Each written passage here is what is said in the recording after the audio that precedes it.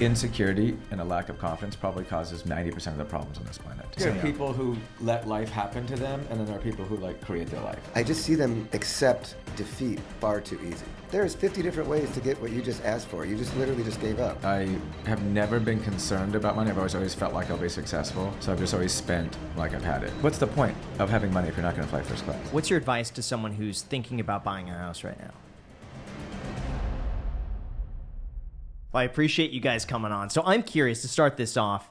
What is one thing that you would critique about the other? And Well, one Graham thing that just you goes guys... at Well, hold on a second. Can we just say No that warm up. This is crazy No warm because up. you guys haven't done a podcast together, No, right? I don't think Ever, so. no. Also, I can't. Ever, One yeah. thing. Can I do like a top 10? For sure, yeah. If there's too many, just maybe the This is- biggest we have- issues. Wait, how long? 2 hours. I'll start. Is that enough time? Okay. You want me to go alphabetical, numerical? Like, what? I think it's funny because Graham says you guys have some of the funniest banter. You guys Yeah, we love do, to all right. argue, love to debate. And apparently you guys are like philosophically a little bit different, right? Like Pretty close. Yeah, you'd say pretty close, you'd say philosophically. very in alignment, or is Yeah, it I'd say Yeah. pretty in alignment. okay? Well, We argue and debate stupid over shit. like nuance, like Yeah. just micro nuances. okay. Well, we want to find that nuance in this Yeah, we episode. will. That's what we're looking Like for. who gets the Okay? last piece of pizza? That's That's usually what it's we're- about? Yeah, it's not Okay. like philosophical debates or politics. It's pizza. Yeah. And Like whose favorite football team has the best like receiving trio? That's it. Yeah, Yeah, that's it's usually- really dumb stuff. What's one critique you guys have for each other? I'll let you go first so I can see how like How deep he's how going? deep we're how deep going. he Yeah, cuts? exactly. how cool. deep the cut is. Yeah, exactly. Um, And I want him to know there's something hanging over his head when he's talking right now. Yeah. I'll go after you. he repeats himself when we argue. That's annoying. I can get behind Yeah, that. it really- I haven't it's seen really that annoying. from you, but when people start being redundant in an argument, it's like I understand. Yeah. You know your what? point. You know what Yeah. makes people redundant? It's when the other party has absolutely like no focus or care or like just dicking around with their phone, and they're not listening. You know what I mean? That's what makes people repeat themselves. Right, so you're redundant You for know? a purpose. Yeah, exactly. Out of necessity. Okay, So these issues are aligned. that's fair. Yeah. Do you think he's redundant or no? Probably not as much as I am. Okay. Yeah. Oh, he's never admitted that.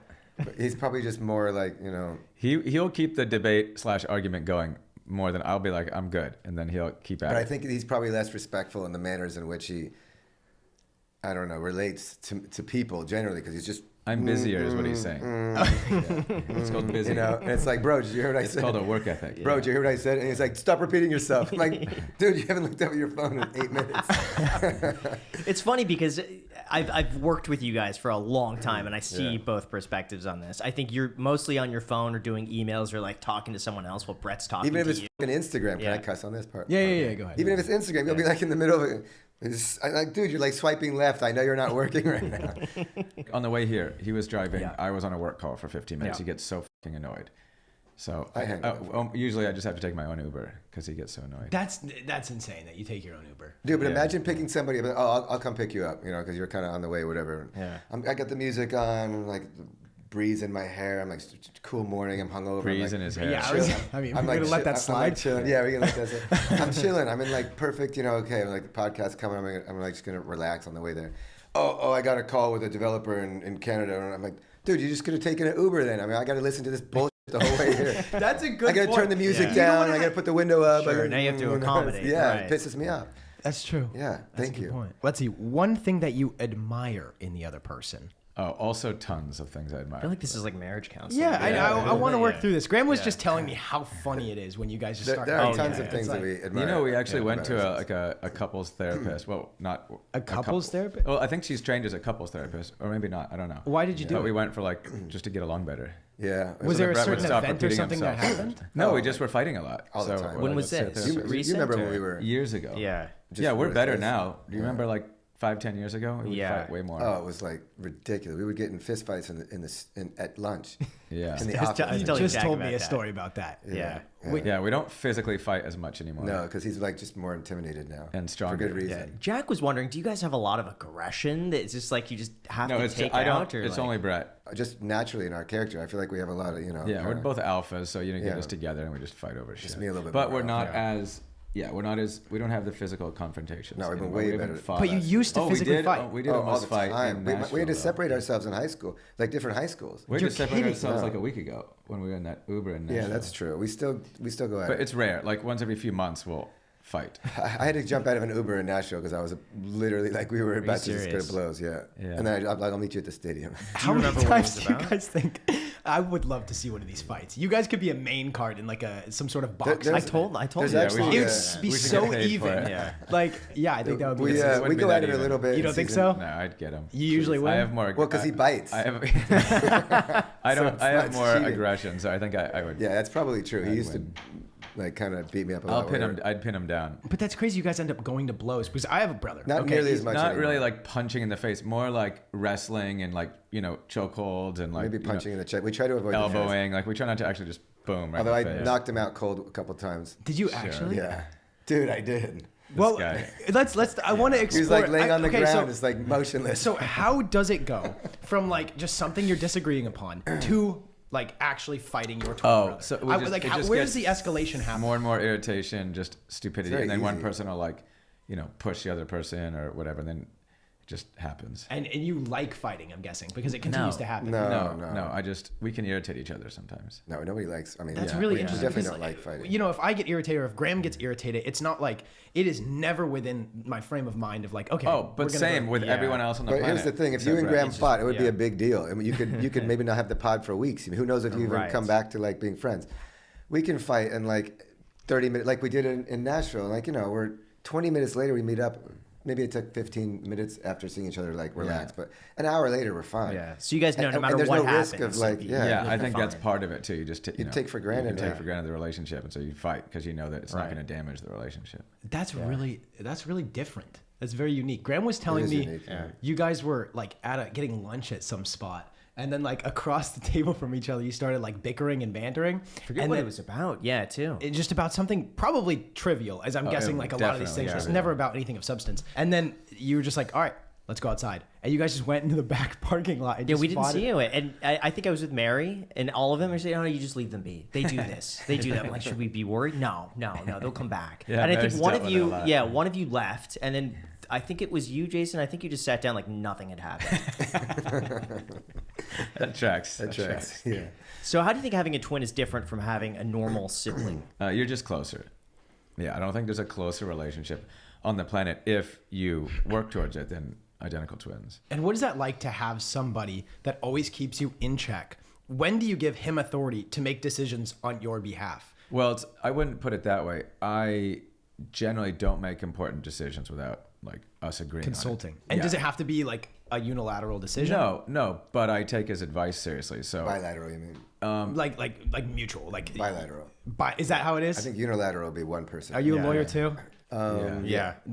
That makes a lot of sense. Yeah.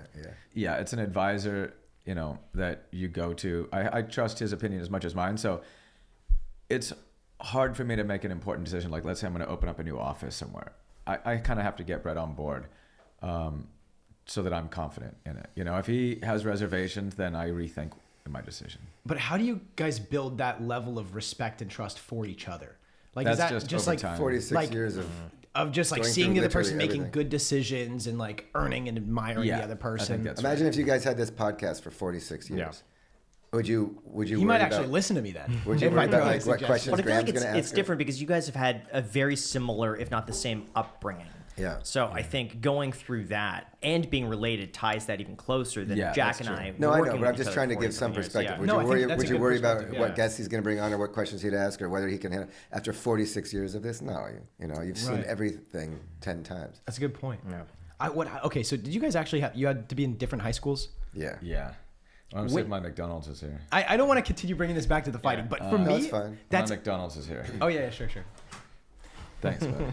So I can't believe that you guys had to be separated intentionally because of the fighting. All through most of through high school. When we did were that separated. start? At what age did you guys Most start? of our like- fighting was probably 4 or from, 5, probably we yeah, started. 4 to Really? 14 was our worst. Was there ever genuine like hatred? You think? No, no. But it was Never. mostly trivial. It was always. never anything but It was always trivial. we never did anything but love each other more than anyone else on the planet. That's not, the fighting isn't about like I don't like you as a person. It's just I want Getting out some sort of, like, right pent now. up Yeah, I think we rage. were just, raised basically by our mom, and when You we guys saw have, our do dad. you have a brother? I have an older brother. Yeah. You guys fought, no? We Or is he too fought, much but older? I was 'Cause- he was 2.5 years older than me, so there was a bit of a size difference for most of the time Yeah. we were growing up. So I would be like the provoker. I would annoy him, and then he would fight, and it's like I can't do anything. You know, he's way bigger than I But was. okay, so you can imagine though if you guys were like pretty tight. The exact same size, Yeah. things could have been different. Yeah. Yeah. How about Graham? Half sister. But how much of that fighting do you think is Put because it on you? the ground. Don't take up the whole. There's no paid product promo. placement, Yeah. Yeah, exactly. Be like, wow, Our this new Big sponsor Mac is- for $4.99 is such a great deal, huh, Graham? How much of the fighting, though, do you think is because you were twins and very competitive with each other and proving that, like, hey, I have a one-up, like I'm the better twin? No, not zero. Yeah. Okay. It was literally just two alphas in a room.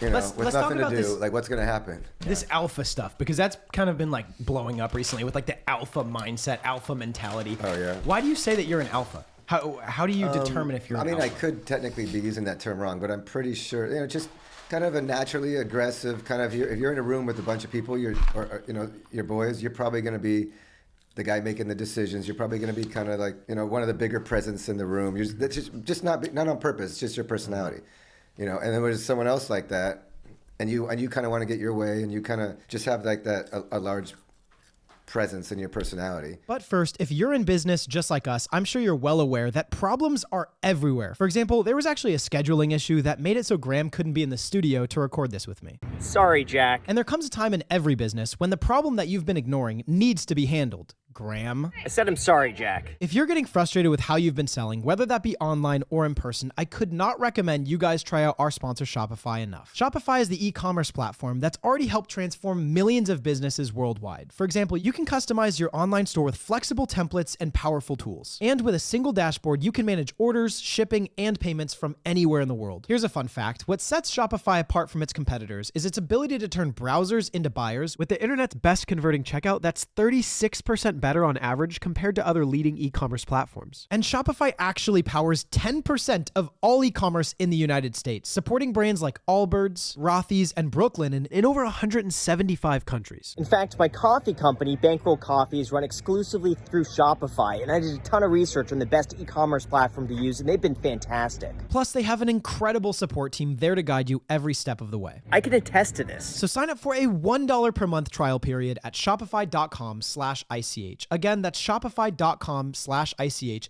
Take your business to the next level. Shopify.com/ICH. Thank you so much, Shopify, and back to the podcast. This is something I want to understand on a deeper level, because something that Graham, I feel like, learned a lot from the both of you is this kind of like alpha presence, alpha mentality. And now I'm not saying Graham's I would never admit to such a thing. But a lot of the times when I go to advice for Graham, he is kind of just like a relay for your advice that you guys have. I would say bestowed so, onto yeah. him. Every single time he's like, well, I remember having this talk about, you know, this or whatever about with Brett or Jason or something. And he just relays it. And it's always the same kind of like stoic, non-responsiveness to certain things, and like being precise and like this alpha mindset. And I'd of say we leading. don't take no for an answer, which is probably somewhat alpha. But our dad had like a motto of whatever it takes.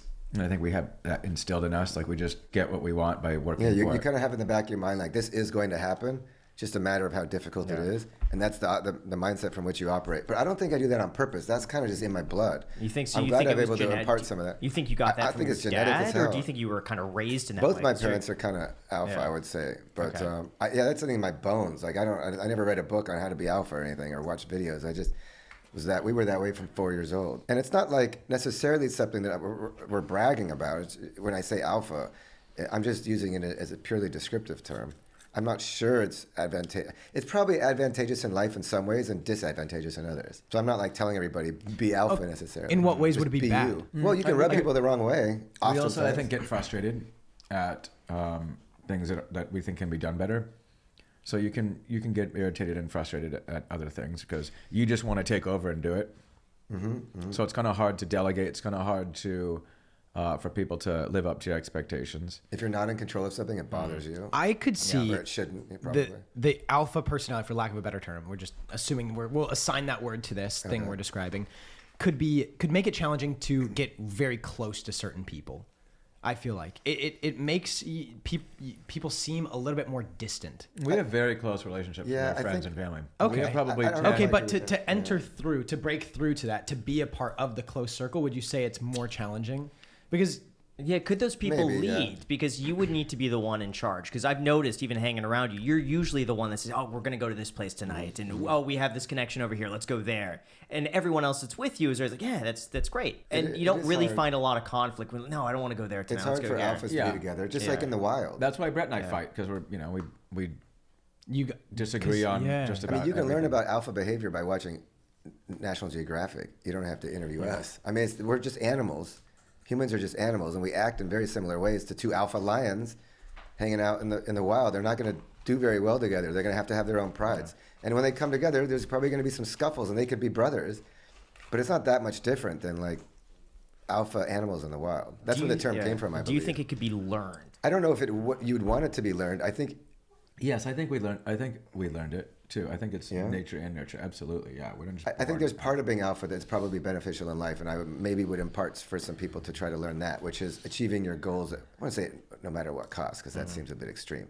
But have it in the back of your mind. A lot of people, like when I'm talking to some people in the office or just some people in life, I just see them accept defeat far too easy, absurdly easily, and I'm just like, there's 50 different ways to get what you just asked for. You just literally just gave up. So I would impart that. Get it in your mind. This is going to happen, and then when you get that in your mind and you effectuate it with that mindset, then the next time you're like, oh shit, I really can make that happen. Like sometimes you're in a traffic jam, like usually especially in like second and third world countries, and there's some people just sit in the line like forever, and someone opens a door, gets out, and starts directing traffic. That's us. Like we'll get out, make this guy go in here, make this guy pull over here, and get the shit going. Like I'm not going to sit here for an hour. There's no effing way I'm sitting. Where here did for you an hour. learn that behavior, though? Because I feel like there's got to be something where you've seen it and then started modeling that as you. I mean, I'd say, well, both of our parents, but I'd say our dad particularly has. But I don't. Do you think it was learned? Do you think if we were raised with different parents, I still feel like we'd be this way. Well, like I it's don't in think our- we'd be as much because I think they instilled a lot of confidence in us and like made us believe that we could, True. succeed at what we do. And then also we saw them, very persistent. I mean, our dad would not be someone that would take no for an I think answer. that's totally fair, but I think it's a mix because I also feel like it's in my bones, and you'd have to like beat it out of me, no matter who raised me. But it's probably accentuated by my parents. At what age did you start living with your dad? My understanding, he took over when you guys were not doing so well in school and put you on a different path. I got expelled when I was a sophomore in high school. What did you do? Just dumb shit. We got sent to boarding schools and then I got expelled. Well, we both got expelled. So my dad took me in After the at sophomore year. 15 or 16, and then Brett got expelled like 6 months after me. And What did you do? Oh, I mean, it was like Just dumb stuff. weed and fighting and nothing crazy. But when you're at a boarding school, they're not like super tolerant. I was never good with authority. Neither of us were good with authority from day one.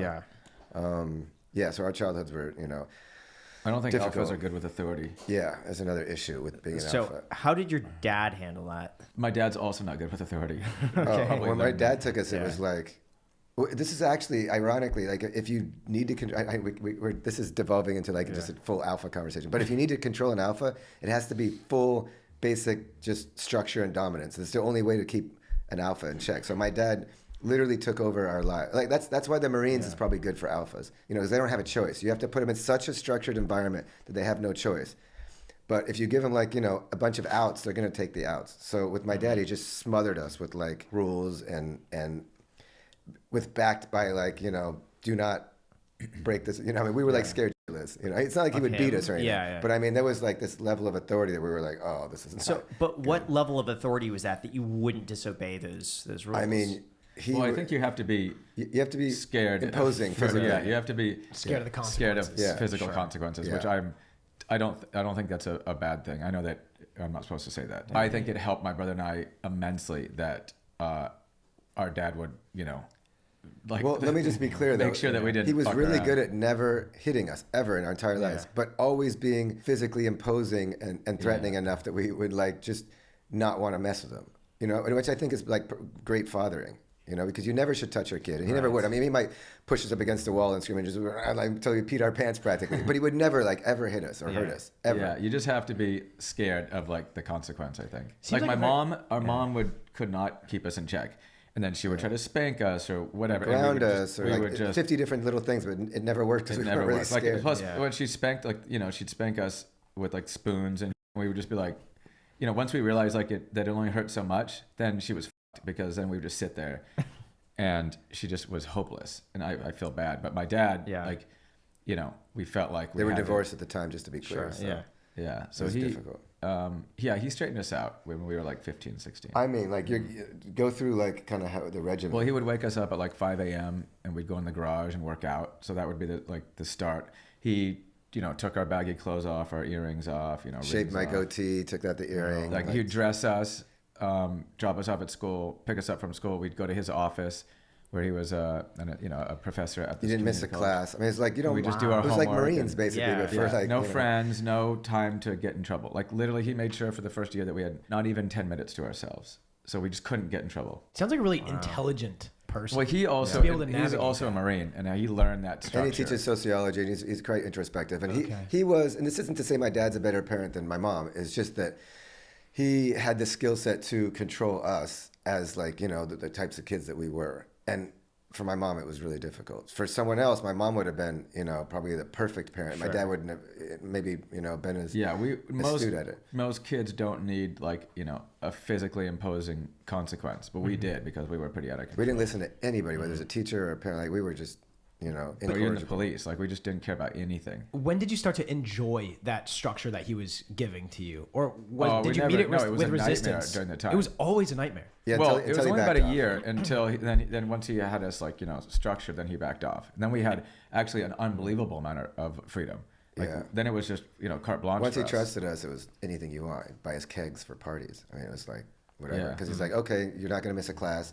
You're not doing drugs. You're not drinking and driving. You're not doing these things, and I know you're not going to. And I trust you with that. And he was right to trust us. We wouldn't. And then it's like, okay, do whatever you want. Then I'll get you a house. I'll get you. He would rent us. He rented us a house, and we would throw parties like it was a frat house. He would get his kegs and stuff. But how does he have that confidence that you're not going to slip back into those routines that you had? I think we just demonstrated trust over time. Yeah.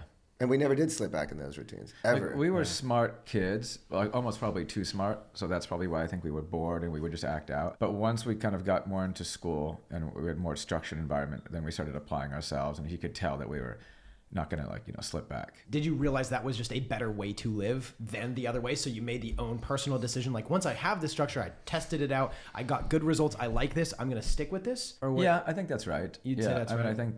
Maybe, but also there was consequences if we ever did slip back, because we would probably lose the freedom. Oh, that's a good point. You still did have those consequences. So, he just kind of allowed you to have more freedoms. Yeah. Right. But first, if you run a business, I'm sure you're well aware just how complicated things can get. For example, the scheduling issue, which is exactly why Graham isn't in here with the studio with me filming this. I said I'm sorry, Jack. Trying to keep all your goals, tasks, and data organized in several different softwares sometimes ends up actually taking more time than it's worth. If you're looking to streamline your business, but you aren't sure where to start, keep these three numbers in mind from our sponsor, NetSuite. 36,025 and 1. 36,000 because 36,000 companies have already upgraded to NetSuite and stopped wasting time on things like manual data entry and sifting through scattered data. 25 because NetSuite has spent 25 years helping businesses drive down their costs. And 1 because NetSuite is an all-in-one solution that allows you to manage all of your KPIs or key performance indicators with one efficient system. NetSuite can help reduce the mistakes from manual data entry and prevent the busy work from scaling with your business. So right now, download NetSuite's KPIs checklist for free. Check out netsuite.com/iced. That's ICED. Again, that's netsuite.com/iced to get your free KPIs checklist.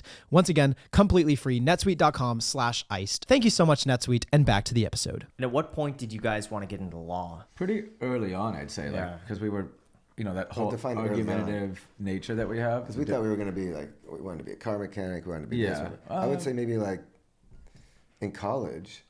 Well, I think we considered it like kind of our whole lives, because our mom would always be like, you guys stop lawyering me, you know what I mean? Because that's how we'd argue. It was almost innate for us to, like, argue like lawyers. True. But we did want to be mechanics probably until, you know, high school or even through high school. So I guess it was always like maybe a tiny background possibility, but not really considered until, look, I mean, I think a lot of it was, what the hell are we going to do? We're about to graduate. I'm not going to get a job. You know, isn't that like a lot of kids go to law school? Well, but we took pre-law at Berkeley, Yeah. in undergrad, so we wanted to be, we loved the law. Just because it's like I don't know, it's, to me, it kind of defines the world, you know, in a way. It's like, it's understanding the rules of society is kind of a good way to beat the rules. You know, It's also the way our brains work. Like some people's brains work in science and math. That wasn't us. yeah, we're very analytical and like logical. So we loved law school. Not many people did, but I really Loved enjoyed law it. school. It kind of makes sense because it seems like your entire life you were kind of using authority to your own benefit and understanding where you can slip through the loopholes of authority. Very similar to like understanding the laws and then kind of like the flexibility of the laws. Our How to brains take them worked to exactly advantage. like professors want your brain to work. It does make sense that you would go into that. But it's funny how when you say like we went into law, it's like we went into law. It's not just like I went. It's like it was a group kind of Consensus, decision. yeah. You know, Yeah. a bilateral, subconscious maybe like agreement, So was it one of you guys that kind of spearheaded that? Or No, was it like- I think No recollection. I don't of even that. remember. I don't remember any. it was just conversations. like you guys both woke up on the same exact morning and then just looked at each other and just like we're going into law. No, I don't Yeah. even. I don't think there was a moment very like that. gradual. I don't remember any Yeah, it particular. was probably a gradual, like, let's take the LSAT. That's probably just in case we want to, like, okay, sure, let's take the LSAT. And then, well, let's, these poli-sci classes are fun. We should probably take some pre-law classes. Yeah, sure. And then, I guess we're going to go to law school. Okay, yeah, cool. Yeah, I don't know. It's probably more like that Sure. than it was like waking up in the morning. Right. And then you guys ended up practicing law. You presided over like that Enron case, which we did a whole study of that in my business law class, which was really fun. That's I cool. didn't know that you did that. And then you were the first one that was like, you wanted to travel. Yeah, well, I hated the law. Yeah. What did you hate most about law? I didn't hate the law per se. I hated being a lawyer. I hated being a corporate lawyer. I hated anything about corporate America. It was like, because I mean, like, listen to everything I've said, for the last half an hour about my personality, and then put me in a box and have people just tell me what to do. That's essentially what it was. And I was like, by box, I mean like an office. Sure. Granted, it was, with views and the tallest building in the West Coast, but it was still like a box. And I was absolutely miserable. It was eating at me psychologically like every day. It was absolutely miserable. Even to this day, it's scarring even to think about those years. Oh, really? Yeah. But by all available data, like you probably were making more money. Oh, yeah. You had Oh, I more think the status top. than ever. You had fed your ego, right? I was at one of the top law firms in the country, making $150K at 26 and 2000 or whatever. I mean, that's a I was lot. my own secretary. I using forgot. the Yeah, that's a city. lot. I was balling by any objective measure. How nervous were you to give that up? Not very, because I was so miserable. So it made the decisions really easy. Really? After a while, I just hit to a point. I remember I was like 3 years in. They were trying to give me this shit ass case. I mean, absolutely just disgusting case. It was like one of those cases that they just dread giving to anybody, but I just got sucked into it. And because I didn't wake up that morning thinking I was going to leave, and I just like, you know what? No, I'm done. And I went back to my office and I drafted a resignation email and walked into the managing partner's office like an hour after this. Like literally, it all happened in an hour. And I said, I'm going to be leaving the law. He's like, oh, what firm are you going to lateral to? I'm like, no, I'm out. I bought a one-way ticket to London, I think, during that hour. I shit you not. And he's like, well, what are you going to do? I remember this conversation, actually. He's like, well, what are you going to do if you're not going to transfer to another firm? I'm like, I'm just going to travel. And he's like, looked at me for a second, and it was like half confusion but half jealousy, And then he's like, all right, well, I wish you the best of luck. And I walked out, and I was like, I mean, I put in You my quit on the I had day? 2 I Okay, had 2 2 weeks. weeks, sure. But I mean, pretty much that they didn't give me the case. I didn't like work another hour. Right. And I was like, that was it. It was weird. It just happened. Did you have the savings to be able to do that? No. So how did you fund the Oh, trip? I had a JanSport with my shoes dangling from the shoelaces tied to the JanSport, and I just took off to Costa Rica, and it was the beginning of a 4-year journey. And How I did came you make back money for 4 years, Well, I did like a couple little things in real estate. I came back pretty significant in debt with my bro and my mom and my dad. When I was done traveling, I was like 100K in debt. It was, not the most genius idea on paper. Yeah. But, I look back at that time as pretty awesome. You know what's cool is a lot of people think that in order to change, you need to make the change desirable. But a lot of the times, it's just staying the same, being so undesirable that spurs the change. Yeah, for me, it was that. Everyone's treat. like, "Oh my God, you're so ballsy. You're so how did you have the balls to do?" I was like, honestly, like I couldn't take another day. It was the easiest decision ever. There's no balls necessary. That's the way I look at it. Yeah. And what prompted you to follow that? Did you see him traveling, or just like, seeing oh him man, traveling. that seems amazing? Because I'm more of a grinder, so I can Yeah. I can put my head down and I can grind pretty hard. So that's what I was doing. So I wasn't as unhappy as him. But yeah, seeing him traveling, all around the world, I was like, and within about 6 months, I said I have to quit too. And then it the was- economy took a shit, and then everyone started traveling. Every banker, lawyer, and so it was like a group of us. Yeah, so we just It's like had a 12 lot of friends us. traveling with us. So we spent over 3 years just traveling the world, just sold everything we owned, you know, literally. I think everything except a backpack and some clothes. We would come back to the U.S., you know, every few months, do some laundry, say hi to the family, and then we'd take off again. Didn't have a winter for 4 years. Were you not worried about making money? I was worried just the whole time.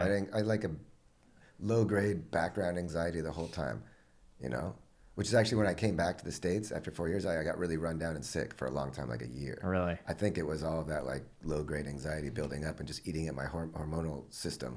But not to say I didn't enjoy those times, but yeah, it wasn't physically probably the greatest thing on my body. I didn't have that much anxiety. You were just I came all back in. in Well, you had more probably money. 40 grand. Yeah, I left with 100 grand. So I'd saved over like 4 years of being a lawyer, 100 grand, which is just embarrassing because you think about what it takes to get a house right now. And I spent 4 years at like a top law firm, and you know, I was making like Were you just $250 a year, and I spending- saved 100 grand. Were you just in 4 spending years. a whole bunch of money? No, I wasn't. No? I was living in a one-bedroom apartment for most but of we it. partied Well, then how pretty did you not hard. have money? It's just hard to save. I mean, even if you're making 200 grand a year, and you're paying taxes, you probably clear like 120. You spend, you know, probably at least 75 of that. So you're saving like 30 I grand guess a if year. you're Graham, you lose on $700 a 15 month. cents a day. Yeah. I wasn't Graham, Yeah. you know. I brought my coffee from home, so Yeah, I I'm saved sure some you money on did. that. Yeah. Were you frugal? Or No, we've always, no. that's the thing we've I've, never been I've picked up frugal. on. Like, I heard you guys have a crazy clothing budget. Like, it doesn't even. We have a crazy everything budget. We definitely enjoy spending money. We enjoy having fun and the nice things in life. So I would say we're the opposite of frugal. We also have no kids, no girlfriends, no pets. Well, you kind of have pets. I mean, we don't have that Pets much aren't that expensive, responsibility. bro. So it's like, yeah, okay, fine. But, you know what I mean? We just don't have that much responsibility. So it's not like we're blowing our kids' inheritance or not being able to send them to college if we like, do something dumb. Yeah. But does part of you think, like, you know, I would like to settle down. I would like to, you know, buy a ranch and then go be like, you know what I mean? No. Not a single. I mean, maybe 1 down the ounce road, of you? but Should I have taken more time on that so it didn't seem like No, I love the resounding yeah. no. Yeah. I'm pretty happy single. I mean, I have tried, you know, a couple times, but I'd say it's probably in the future for me if I'm going to settle down. And I don't even know if I will. But if I'm going to get married, it's probably not going to be anytime too soon. But one of the main arguments is that, like, it's kind of a long-term investment. You don't really see the growth, the gains of it until later down the line when you're like 80 and you're like, well, I've been with this person for 40 years. They know me so intimately. We have each other though, so I think. But you guys aren't kissing, right? Like, unless if, hey, maybe you are. I don't know. I That's mean, gonna go that's how you viral. make up after the fight. That's how you solve the problems. but But you do get. Well, go ahead. if you think about, I think why a lot of people get married or are wanting of a serious relationship, if you really get down to it, I think it's because they don't want to feel alone in the world. It's not kissing. It's not to say it's. But really though, it's like it's having someone to call when something good happens. Having someone to call when something bad happens. Having someone, sharing something. knowing It's that just a someone's- partner, knowing right? that someone's going to be there if something ever goes Companion. wrong with your health or Right. with anything. Like, just, you're not alone in the universe. You have that person. I think that's why people really seek these relationships. You can get sex or kissing elsewhere. You can't get what I'm talking about elsewhere. You need a partner. You need typically a partner, you know, like a sexual partner, like a wife or whatever it is. And if you already have those needs fulfilled, the non-sexual ones, then, you know, I think naturally the desire for that dissipates. I'm speculating. Or the need. That for is it. but I so feel like- fascinating that you say that because okay, this is, I don't know if I'm getting into dicey territory here, but the type of emotional connection that I have with a couple of my boys, like my friends, the people that I am so close to, is like 100 times what I have ever had in my entire life with someone who I'm like a intimate partner with. You know what I mean? And now when you're saying it, it's like, I mean, you're just doing what you want, right? You see the value there, and it's more valuable doing that than finding maybe some woman that you don't have that emotional and we have connection really with. close relationships with many women and men. So we have like a very healthy like friendships that I think. So I get in some ways so much from my friendships, my brother, that I would get in a relationship. But your emotional stimulation and that sort of stuff is satisfied by. Yeah, I mean, exactly. It can all And be I also satisfied just by a like dude. being alone too. Like, it is awesome to come home, put my dog on my lap, and watch TV. So, yeah, let me just. I think I would be more than able to connect to a partner, not in the same way we do emotionally, because we don't have the history, but in a way that's incredibly fulfilling. I've had some incredibly fulfilling relationships with women, psychologically, emotionally, physically, in ways that, you know, that I don't have with him. It's not that I can't get that and that I don't enjoy that. It's just that type of relationship other than the one with your, that I have with him, or the one that you have with your boys, there's massive compromise associated with it. That's the issue. I don't think the issue is that I can't connect in that way, or that I don't want to. It's the compromise that comes with it. I don't compromise shit with him. If he tells me to do something, I tell him to fuck off. He's not really good at. I'm much better at compromising. So your boys It seems like. So I'm better in relationships. Like I can just be. But your boys don't make you compromise, do they? I mean, No. So and Which is a so girlfriend nice. does. So that's the difference. Or a wife certainly does. Would you guys ever live in the same house? No, we would fight. We've tried. We lived in the same house for a couple of years. We fought every day. Oh, it's brutal. So no, we'll never live in the same house. He's like a child the way Even working He doesn't do a together, you can't dish, he even doesn't work like- in the same office. Yeah, it's tough. If it wasn't for his assistant and his like in-house, basically nanny, his house would be a disaster. Oh my God, living with him was a disaster. I'm like Really, OCD. I imagine you to be so clean. 'Cause Well, I now always see I am, everything. I guess like now, but I don't meticulous. I don't clean. But Yeah. here's the thing. Like if his, I'm gonna call her a nanny. isn't there? adult nanny. If she doesn't show up for 3 days, the sink is like he No, literally won't do he's one thing. serious. He's like, well, she's Yeah, coming well- back on Friday. I'm like, dude, but it doesn't mean you can't like, that's so imagine that, but with no nanny, living with that, but with no nanny, it's brutal. Yeah, I will not do a dish. I haven't. Yeah. I can, Oh my it will God. sit in the sink until Monday. And that gives me Yeah. anxiety. Like one dish in the sink gives me anxiety. I was like, my place has to be spotless. So it was brutal living with him. I've never thought, like, I feel like a very fulfilling life could just be living near, doesn't have to be in the same house, as like your boys, right? And then Yeah. you get all of the fulfillment and satisfaction you need out of that. And then elsewhere you can find We're whatever else you very desire. fulfilled, I would say. I mean, we are two very happy people. I would say very fulfilled. And we're we get that getting through, it now. we're very close with our family, very close with both male and female friends. We have each other, and we have great relationships when we're in them. So yeah, I mean, we do have we're not great lacking. female relationships. Just not like the long-term monogamous, but outstanding relationships with women. Have you always been good with women? I've been curious about this. Yeah, our whole lives. Yeah, Really? we have. Yeah, just At naturally. what age did that start? That you realize, hey, maybe 3? I've. At an early age. Yeah. But I wouldn't say until maybe high school. I started like batting out of my league, I guess you would call it. I don't know. In high school. Yeah, it wasn't like I was like, I wasn't dating the cutest girl in the school in middle school or anything. But we always We started punched to come above our into weight ourselves. class, let's say, with women. And how do you do that? What Dude, led to that? we're You asked don't that all the know? time. I Yeah. have no idea. That's into your bones. Yeah, you'd have to ask the women that we date. It's hard for me Sure. to answer that. That just has to be in your natural personality, your natural demeanor, your natural confidence. A lot of it's confidence. But Yeah. again, we weren't coached in confidence. A lot of this is in your bones. I'm not to say you can't improve as a person, but speaking from, I mean, correct me if you disagree, but I was born that way. Yeah. And I'm not bragging. I'm lucky, you know? Do you feel Well, like I still think yeah. it's. I don't think it's nature as much as nurture. I think you're minimizing the influence that our parents had, but I think it is nature and nurture. Do you think your height has held you back or made it better for you in such a way that you stand out? I'd say neither. I don't think about it. I think if we were 6'3" with these personalities, it would be scary. It would be scary. Yeah, I think we're I think quite- God only Yeah. gives you so much, you know? And we don't really dwell on things, so I don't really think about it. that Yeah, I'll much. go like years without thinking about Maybe it. that's why it doesn't matter, because it doesn't matter to us. So then Sure. all of a sudden it doesn't matter. Like That's a I've good definitely point, been with yeah. women who, Chriselle is a perfect example. Yeah. She would, if you had talked to her before she met me, she would have never been with someone under like 6'2", 6'3". So sometimes, the women just don't expect it. And then Yeah, I mean, I've been with women that like tall guys. I've been with 6 foot, dated multiple women 6 feet tall. It is really, I think what they're attracted to is your personality and the way you carry yourself. I'll give you an example. I went to a doctor's office years ago. New doctor, had never met him. And I was in the chair waiting for him, and he came up and he, shook my hand. Like, we were standing, and I shook his hand, and we talked for a little bit, and then we both sat back down. And he was like taking my, weight, eye color, whatever, height. And he's like, what are you, like 5'11", 6? And I thought he was fucking with me. I'm like, yeah. And he's like, how tall are you? I'm like, bro, we just met. Like, I was studying right now. I'm 5'5".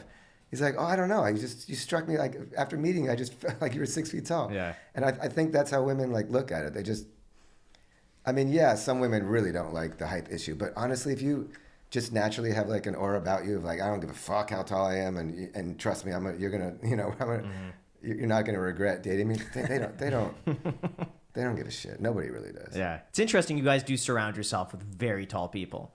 a lot of people in the office were all like 6 foot. Well, and they also wear 6'2", heels and all then- the time. So yeah, it with exacerbates heels, it. you know. A lot of my friends are. I don't even notice height. You know, I had a friend, well, Omar and Alex. They're both, I think, 6'4". Yeah. I had no idea. I think I was asking them for some reason how tall they were, and he said 6'4". I'm like, what? Like, if you had asked me the day before, I would be like 5'10".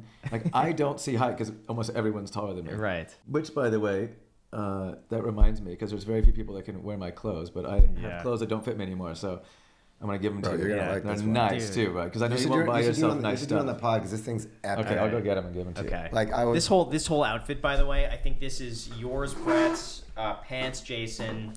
He wears your clothes, and Bro, every you're single gonna- time I come over, he's like, "I got on this new outfit." You're gonna He's shit all, and he when you see goes, "It's nice." You're gonna shit when you see every that. single I time. always like, dude, When I saw this, I'm like, "Are you sure this doesn't fit me?" Because oh my It's gonna be god, your best Holy piece of clothing. crap. this is This epic. is the suede Saint Laurent jacket. I wore it one time. No Fire. way. Dude, That is gonna be I'm your new so favorite. pissed it doesn't fit me. And then matching Saint Laurent pants because I tailored them too much. That's like a $3,500 jacket. And it's gonna fit you like Yeah. a glove. I knew Yes. it. Look at that. Come That on. is insane. If any wealthy viewer has some old clothes that doesn't fit them anymore, please reach out to me. Gosh. DM me. Yeah, Dude, it's this nice, fits huh? That's perfect. crazy. Thank you. I tried to let the arms out. Perfect, Graham. I know. That's crazy. I took it to the tailor last week. I'm like, Yeah. take the sleeves out because my arms are getting too big. And they said they can't. So I'm like, fucking Graham. I know a guy with really small arms. That's why I stopped working out. Hey, Graham, do not edit that out of the pod. So this non-frugality that you guys have is very funny when you juxtapose it with Graham's I know. insane like exact opposite. insane frugality. It's- you know Still that- doesn't that get when double we- chicken when we go to Chipotle, No, it's and he just nuts, asks for a man. little bit more instead in hopes that they don't charge him. It's nuts. insane. I love it about Go you. ahead, No, as I you- would take him to lunch every day Yeah. when we were agents together.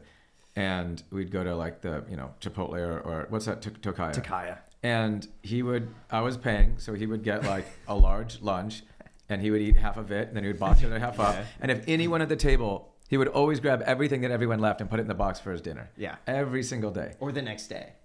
I remember I asked you Yeah. once, I was like, dude, how much do you have to be worth for you to like go into a Trader Joe's or because you'll never go into Whole Foods and just not give a shit what the blueberries cost or what nothing cost, just not give a Yeah. shit, And he's like, 100 million? Dude. I think he'll always. Oh, I remember when we I'm went like, now gambling. 50 million? Maybe 50. I think it went down to 50. Okay, I think I talked him down to 50.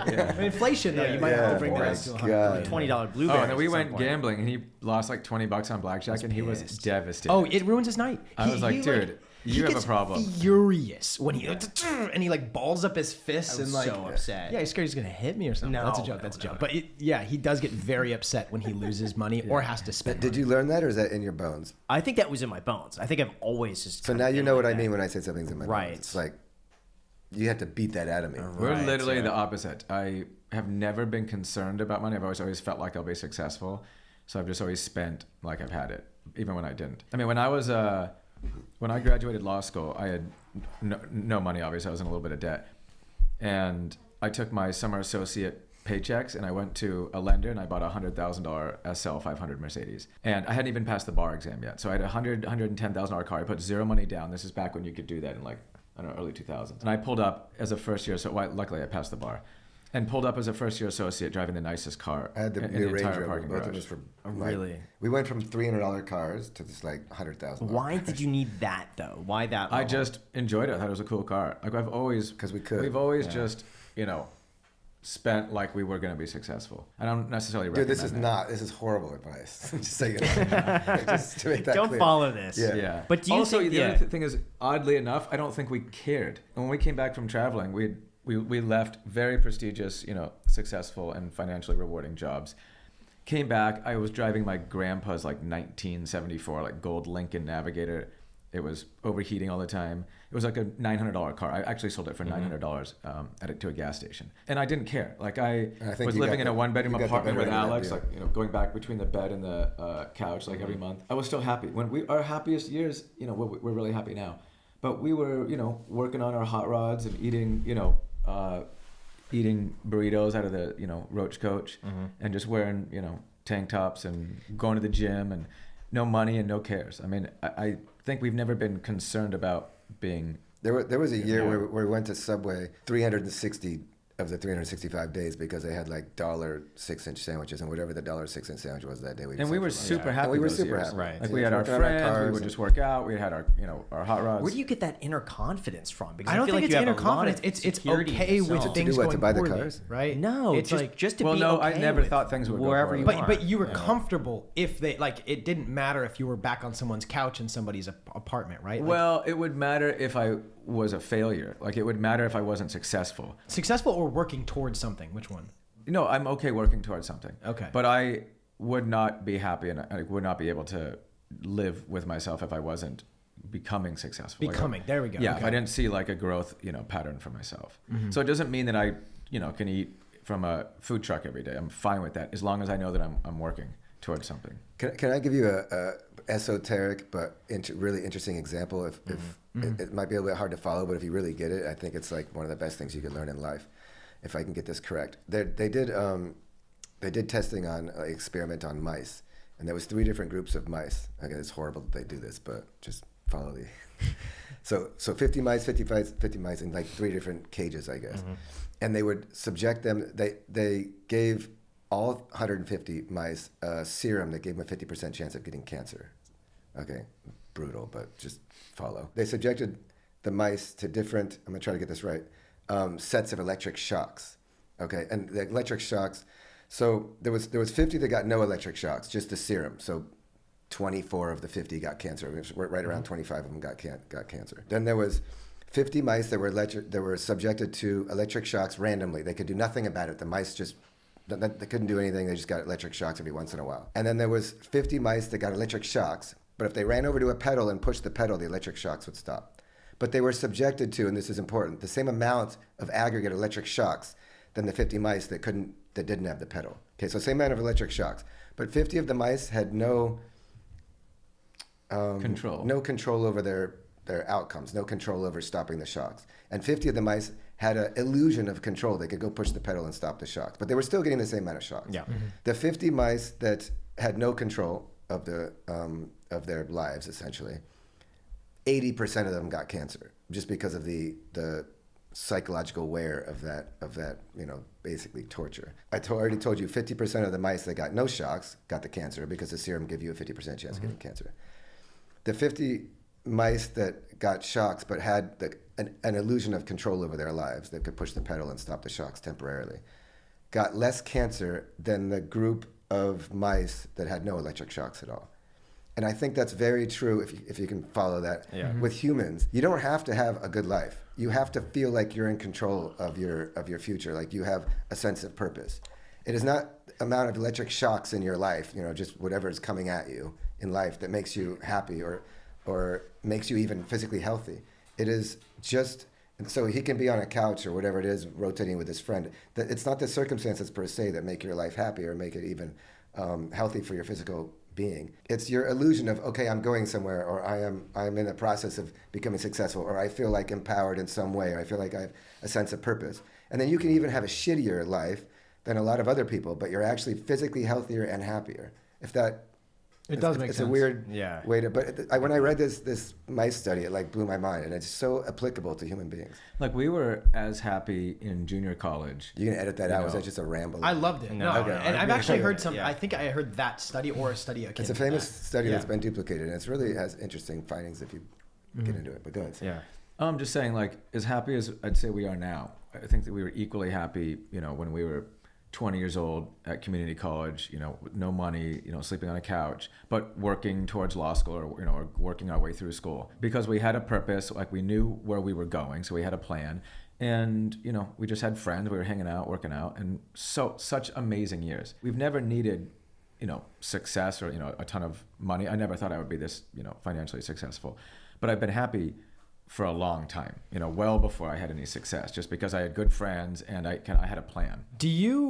Have you heard of like the happiness baseline, the theory that everybody has a certain happiness baseline, it's predetermined by the time you're born, and then throughout life, obviously you'll go above it, you'll go beneath it, but generally speaking, you're always going to return to your baseline. Some people's baselines are very low. It's like a 2 or a 3, 5 being average. 7, maybe, you're a pretty happy person. Some people are just happy all the time, and something horrible can happen to them. Maybe they like lose an arm or something like that, and they'll go down, but then they end up going right back to that baseline. Do you believe in that, or do you think that the baseline can be adjusted and you can truly make long-term effects on your happiness levels over time? Oh, I definitely think you can. I mean, you can have a good relationship, you know, a healthy, you know, relationship with your family. You can have financial success. There's a lot of things that can improve your baseline, I think, for sure. But also, I agree with. I think there's a lot of merit in what you're saying. I don't think that those two things can't live in the same world. What you're saying and what he's saying. I agree with the baseline. Now, there's some people who are just naturally a little happier, naturally depressed, and there's some people who are naturally just. I think there's happy. a lot of merit to that. But you can definitely adjust it. Yeah, what he's saying is you can adjust it. You can go from a 2 to a 7. Right. You know, but. Right. But I think there's a lot of merit to that. Yeah. I've just noticed some people, like, especially growing up, you know, with people I went to elementary school with, like, they seemed happy back then, and they've always continued to be happy, even through pretty tragic events that have happened in their life, and they stay the exact same. Well, I think there are people who let life happen to them, and then there are people who like create their life. If you're like, I would say that we're people who just create our life. But maybe you were predetermined to do that, and that is, you know, I think that's true. Indicative of a higher baseline, you know? I think that's right. I think people with purpose are generally happier.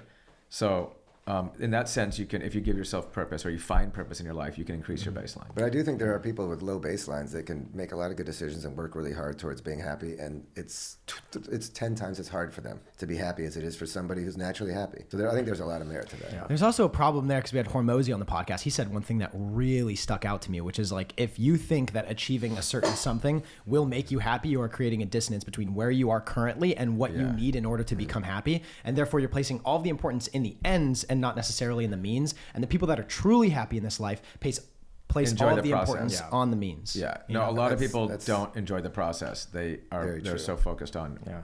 There are very few people that like, oh, when I'm 65, I'm going to retire and I'm going to be happy. And everything's like, you know, at that. And they don't really enjoy it up to that point. None of those people are, when they get the retirement, when they get the whatever it is, they're always like, what the really? Yeah. This was one what thing it was all about. you said I really liked it was that every 6 months, every 3 to 6 months, you reevaluate where your happiness is on a scale. And if it's going down, you change your circumstances so that you'll be happier. And you do this in business, relationships, friendships, whatever it might be. I found that really insightful. I think that's really helpful for people. What metrics do you use to gauge your happiness? I'm guessing you probably do something similar, right? We do wonder. I ask a lot of my friends. Like, I'll be like, hey, how, you know, how's your happiness been the last 6 months, 1 to 10? And then, you know, some people will hem and haw. Will be like, it's up and down. I'm like, I know, but just overall. I do that to myself all the time. Like, I make sure that I'm at least a 7.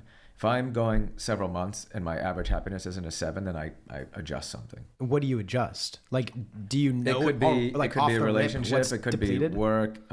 It could. I have to analyze why I'm not happy. I could go. You know, I see a therapist. So they probably know you pretty intimately as well. They're like, hey, I noticed you're spending a lot of time lately on this, or you're missing out on this, and you're getting influences. Like, you're asking people maybe like, hey, what does it seem like I'm lacking? No, and then they give you that. Or it's all intro. Do it myself. Yeah. Okay. I mean, I will see a therapist and kind of like walk through what's going on. And you found good results from diagnosing the issue and truly actually like solving the underlying. Yeah, I'd say, I mean, I can adjust my happiness like about a point just by like, maybe I'm working too hard, you know, maybe I need more vacation. Maybe I'm not, you know, happy in a relationship, or maybe I need more purpose, or maybe I want to, you know, or maybe I'm spending too much. I mean, I'll just figure out like why I'm a little off kilter. You haven't been working out, maybe. Yeah, or maybe I realize I haven't Party partied too much, or party too little. So what I find interesting in that is the underlying belief that you have not total, but a lot of control over your just general happiness.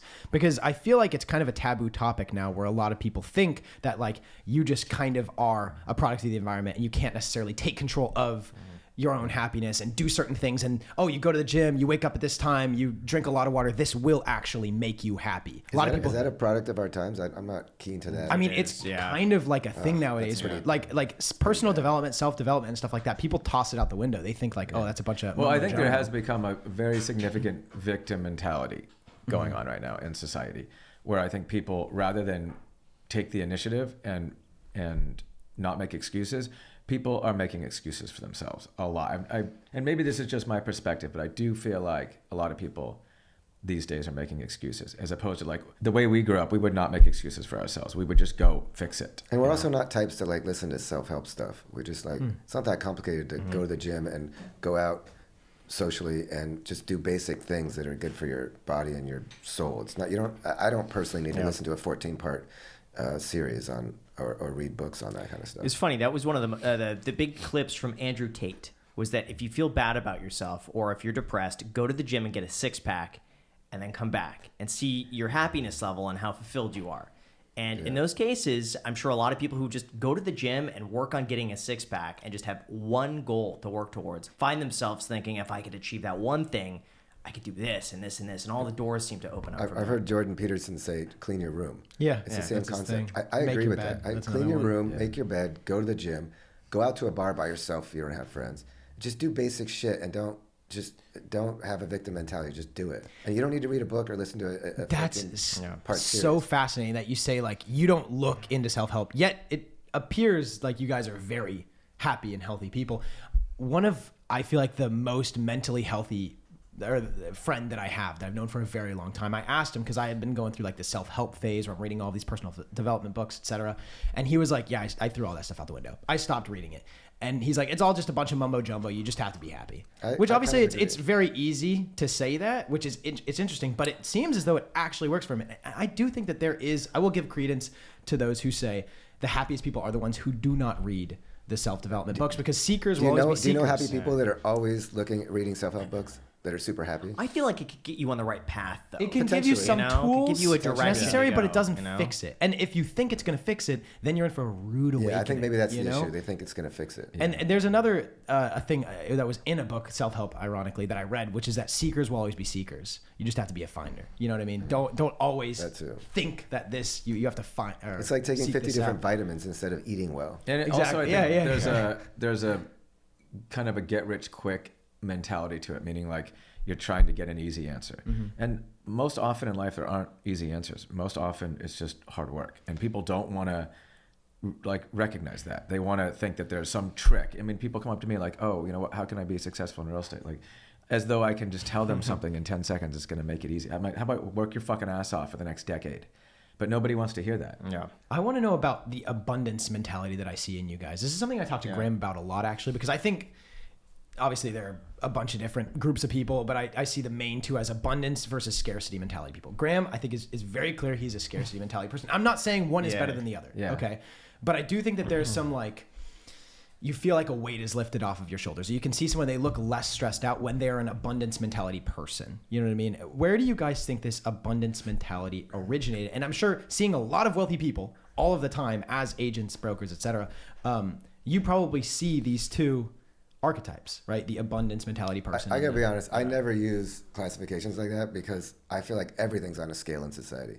I think there's a huge like reaction to try to, there's 2 different types, 3 different types. I don't think there ever is in pretty much anything. I think every human being is, we're just on a scale of 1 to 100 on everything. I don't think there's ever. I think that there is merit in saying that, like, if there is a spectrum and you have abundance and scarcity, like people can skew there are towards certainly people in both camps. Right. And I'm not just labeling, because of course you can have probably a scarcity thought here and there, and he can have. But there are people thought. that are. I mean, I don't even. I mean, I agree with the camps to some degree, but I think that there are people who are just always scared, or concerned, and there are people who just aren't, and will take more risks. Like we've always been risk takers because we're not scared people. And so I think that's helped us out a lot, just always taking risks. Do you see an overall difference in like the general fulfillment and happiness levels of people who come or who err more on the side of an abundance mentality or the scarcity mentality? Because they both are actually good in and of themselves, because they spur I don't know, Graham, what's being your happiness productive. 1 to 10? What's my happiness? I'd say some days a 6. No, some average days of the last 6 months. Average last 6 months, probably a 6. I would say, which is a little lower. Because you work too hard or what? I would personally, I think it's lack of a direction and lack of feeling like it's like I've talked before about being in the flow state where it's just like you're just zoning in on one thing. I have not found what that thing is for me yet. I love the podcast, but it's not something I could do 10 What hours about the last a day. 5 years up until the last 6 months? Probably 8. Okay. Overall. So Last 5 that's years, the mouse that has the pedal versus the mouse that doesn't, Yeah. right? Right. Or does that not make sense? No, it does. What, having control of my life? You had the yeah. pedal the last 5 years Correct. up until 6 months. Now you don't have. No, the pedal. now I have a pedal. It's just I have so many pedals to pick from that it's like figuring out what I want to do and Now we're really where the direction complicating is. people. Yeah, exactly. Which is my interesting situation's not. because Yeah. when I talked to you 5 years ago, you wanted to be in this position Yes. 5 years ago. Yeah. So it's interesting how now you're looking back and you were happier then, because you were like, oh, I need to slow down, like I can't keep this pace up. You wanted more time. Yeah. Now I you- was now you've happiest got when it. I came to you and I'm like, dude, I'm too busy. Yeah, and exactly. you're telling me to ease back. And I'm like, no, I have to keep going. Yeah. I was happiest I at don't that think point. there's Yeah. a big difference between the scarcity and the abundance as far as happiness. I don't think that's what defines your happiness very much at all. That's interesting. I So think I it's just, yeah, I it's just sense of wanted to purpose ask to that. me. It's sense of purpose. Yeah. And control over your life. But I would say that if that sense of scarcity gives you anxiety, then it's going to make you It could unhappy. make a difference. I mean, I think that they're both just tools that people use to be productive, to get things done. Is out of scarcity or out of abundance. I just can. But, Yeah, and that's interesting. So you said you're at a 6 right now, but over the past Yeah. 5 years, you've been at 8. You said An 8, So yeah. when have you ever been below a 5? Because 5 would be average, right? So that would mean within the standard deviation, Yeah. like most of your time, 87% or whatever, Yeah, is well, within. I don't know how. Usually we end up cutting out the personal bits, so I'm happy to talk about it. Yeah. But I think a lack of challenge for me is the big thing. Is I don't have that challenge of the newness of something that I could work on. But you're And still for me, above average. overall. Yeah. because he has a but good I think- objective life. you Yeah. know. He's Above fit. average for yourself. I'm not asking like relative to other people. Yeah, above average for myself overall, but recently, I'd say the last 6 months has been just a lack of direction because I feel like I've done what I set out to do. What's next? I think that's So- an answer that a lot of people would give. That's why when people retire, sometimes they're less happy. Yeah. Yeah. You do need purpose. That's why I like, as much as I don't want to like go open up another office, I'll go open up another office because it gives me that sense of purpose and direction, and responsibility. And I kind of thrive on like projects. That's what I was saying earlier. This whole mentality, which I think is fading now, but our parents definitely embraced it. Of like, I'm gonna do all this until I'm 65 and then retire. It never works because they always like either get depressed or like die pretty much 5 years after they retire because they have no sense of purpose and they're just this is everything I worked for my whole life. It's just a horrific mentality to take in life. You just got to look at your life as like one long journey and not like a journey to 65 and then just chilling. It's just never a good outlook. Because Graham's got everything he could possibly want right now, and you're a 6 instead of an 8, and you had less when you were an 8. So it's Right, yeah. So it has nothing to do with that. You were saying that earlier, like a lot of people say, I'll be happy when. And that when never arrives because it does arrive and there's another when. So you're inevitably not going to be happy. So if you have to really just enjoy the process, which is why every 6 months I look back and I think you do too. And just And kind it's of important make sure. to tell the viewers it's not money that makes you happy. And I know, Well, to an extent it is. Sure. But Certainly can help. But I mean, all of the psychological studies show this like dramatically. It's not like Brett Oppenheim's opinion. There's a certain amount of money, I don't know exactly what it is, where you don't have to super stress on your bills and things of that nature, and you can go to Trader Joe's and get the blueberries and not care about it. Graham's not at that I'm level not there of yet. wealth yet, Yeah. but he's getting there. And then where there's a lot of stress taken off you. And between that and a billionaire, the level of happiness is almost completely unrelated to money. So you What don't do you have to think be a the point billionaire. of diminishing returns is? I think the actually the studies show studies this, are it's like like- 350, 350. But it varies. The point is No, I think it's way lower than that. It's literally Yeah, I enough heard it to was not- like 100. I think it's like Well, 100. you get diminishing It's enough to be able to returns pay your on electric bill yeah. and pay your rent and get blueberries Get the bare without necessities, stress. yeah. Well, perfect example. I mean, we're pretty damn happy. I mean, I'd say maybe even an 8, on average. But I would say that some of the best years of our lives, or at least also an 8, were when we had no money. And we were like in high school, junior college, just struggling around with it. But with our buddies, I had the gym, and I had a car, and that's all I needed. So I think. And we were not making $100,000 a year. So I think, like you said, as long as you just don't have the stress, like you have a place to go home and you can feed yourself, it's really, and then it's diminishing returns after that. Not to say that like my, 1965 Bronco doesn't make me happy, because it fucking does. I love it. But all of our wealthy clients are no happier on average than Yeah, I a would say lot of that's our true. friends that don't have money. I'd say it's more not about relationships. Like Yeah. if you have good friendships, you're probably going to be happier than a wealthy person. What's something that you notice between your wealthiest clients that you'd say they all tend to have in terms of maybe a Money. personality trait? How much money? I would say 20 it's million. always interesting to me that my wealthy clients don't spend their money. They're frugal, or at least to me they are. Wealthiest? Like I would say that 90% of my clients who are wealthy, and that varies from $1 million to $1 billion. 90% of them don't spend money in a manner that I think that they could and should. But do you see, like, within that range, a certain concentration, like the ultra wealthy percentage of your clients are extra frugal, or is it just generally speaking, wealthy people are I'd say more frugal people than with a lot of money, you would think like would just spend it like I do. I mean, what's the point of it? I mean, even if I had kids, I'd make sure that my kids had enough money. But it's interesting to me. Like I'll go out, let's say, and buy a very expensive 1965 Ford Bronco because I fucking love it. That objectively is fun to drive. And I've got a lot of clients wealthier than me that would like never pay that kind of money for a Bronco. And I'm like, why? You could easily afford that and it's fun. Like, why would you not do something fun? Different personalities. Yeah, it's just interesting. But I think why a lot of people don't spend a lot of money is because making money is like a game. I think a lot of people, I would say maybe mostly men, but because they have maybe like more game mentality in their brains, but I think that they just go through life saying, I want to accumulate as much as I can. Not because I need it, not because I want to spend it. It's like a game. The more money I'm winning, it's like points. And so if they spend their points, then they don't have as many points, even though it doesn't matter because they have enough points to live 50 times. But it's just like this point mentality. I'm not saying it's wrong. I feel like a lot of men in particular just have this mentality through life. I want to accumulate as many points as possible. Those are the rules, and I want to, consider myself a winner. And it's not even like it's not a bad thing. That's the way they look at money, I think. Does that make sense? That's pretty accurate, I would say. It's just fun. It's fun accumulating points. Whereas like with even you, not spending like them. I think you and all of my wealthy people, my wealthy clients and friends just spend more. I mean, it is objectively fun to fly all your friends to Cabo, like what I'm doing this week, and get a nice place. But I'm sure it would be really fun. fun. But I worry, is that sustainable? Like, if your income drops to zero tomorrow, could you? That's the continue scarcity. doing it? I don't like to do things that I know I can't continue.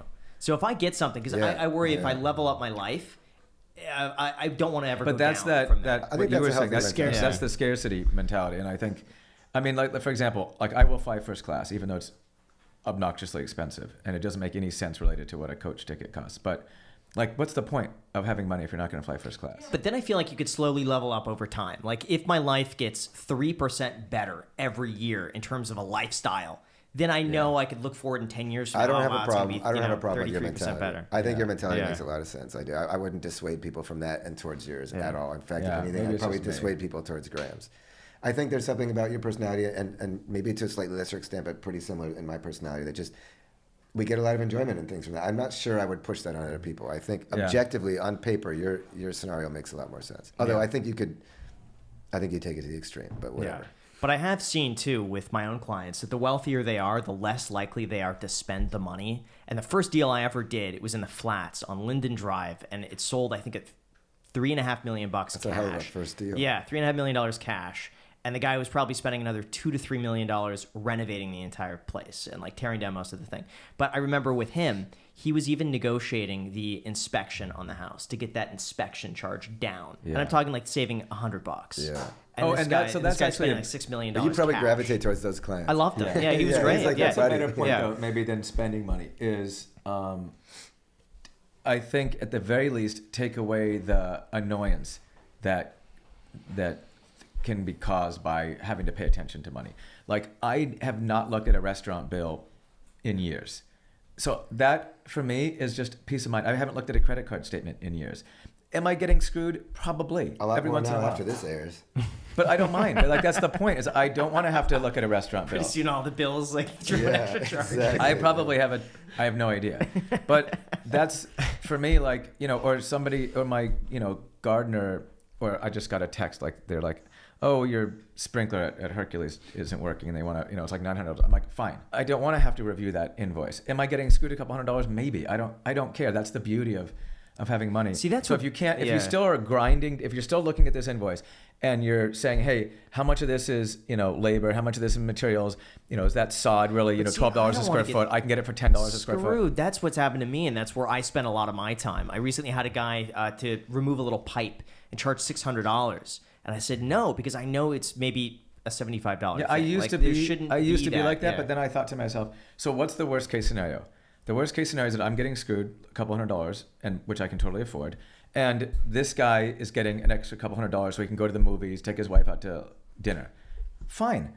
Then I'm getting screwed, and this guy's having a slightly better life. Great. I mean, that's not a problem for me. And so if I just reverse it, instead of me getting screwed, it's like me just being nice, and I get enjoyment out of that. He gets. I mean, I don't mind I don't. If the waitress charged me for 2 steaks instead of 1, and I don't care. Like that to me, if you're wealthy and you're still worried about this type of shit, then you're not getting advantage of your wealth. To me, I guess it's more of a principle thing because sometimes they'll show up Yeah, to the then you house gotta get away. and then they, If you're still worried about principle, Yeah. then you're not allowing your money to make you happy. Sure. You just got to get over the whole getting screwed. You got to get over the principle. So he's so focused on principle. Like a waiter will, will screw up, and I'm like, bro, you don't need to complain. Maybe he's like, well, then the next person will get the right salad dressing. Like, who gives a shit? It's not your job to have to fix everything. I just stopped doing that. I'm so much happier now. At what dollar amount do you start paying attention? Like 10,000, 20,000? I'm probably not a good answer because I don't care really. Like Okay. for me, I go to an extreme and just, not stressing about anything. Like that to me is the beauty of money, is not stressing. So I don't stress about anything. When did that start? At what point? I've been that way even when I didn't have money. Really? Yeah, which is a dangerous. Luckily I have money now. That sounds like true Yeah. wealth. You know what I mean? Like if we're maybe being a little bit more flexible with the definition of the word wealth. But our clients have way more money than Like us. when we go to dinner, I haven't not bought a dinner in years. Whether we went to dinner last night with 9 people, I bought dinner. I will never not buy dinner because I can. I mean, if you have some wealth, then why would you not buy dinner for everyone?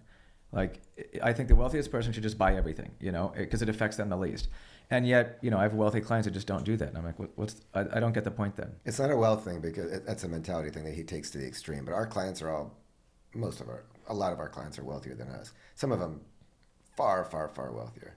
That's more of a mentality thing. That's interesting. That I don't necessarily, I guess I agree with it he also has a lot of confidence that he's always going to be creating wealth, and he doesn't have much responsibility beneath him. So, this isn't exactly like the perfect mentality for everyone. Well, like an example, my mom is building like a she shed in her backyard, and I called her, she's like stressed out over this invoice. She's like, well, Jason, should I care this?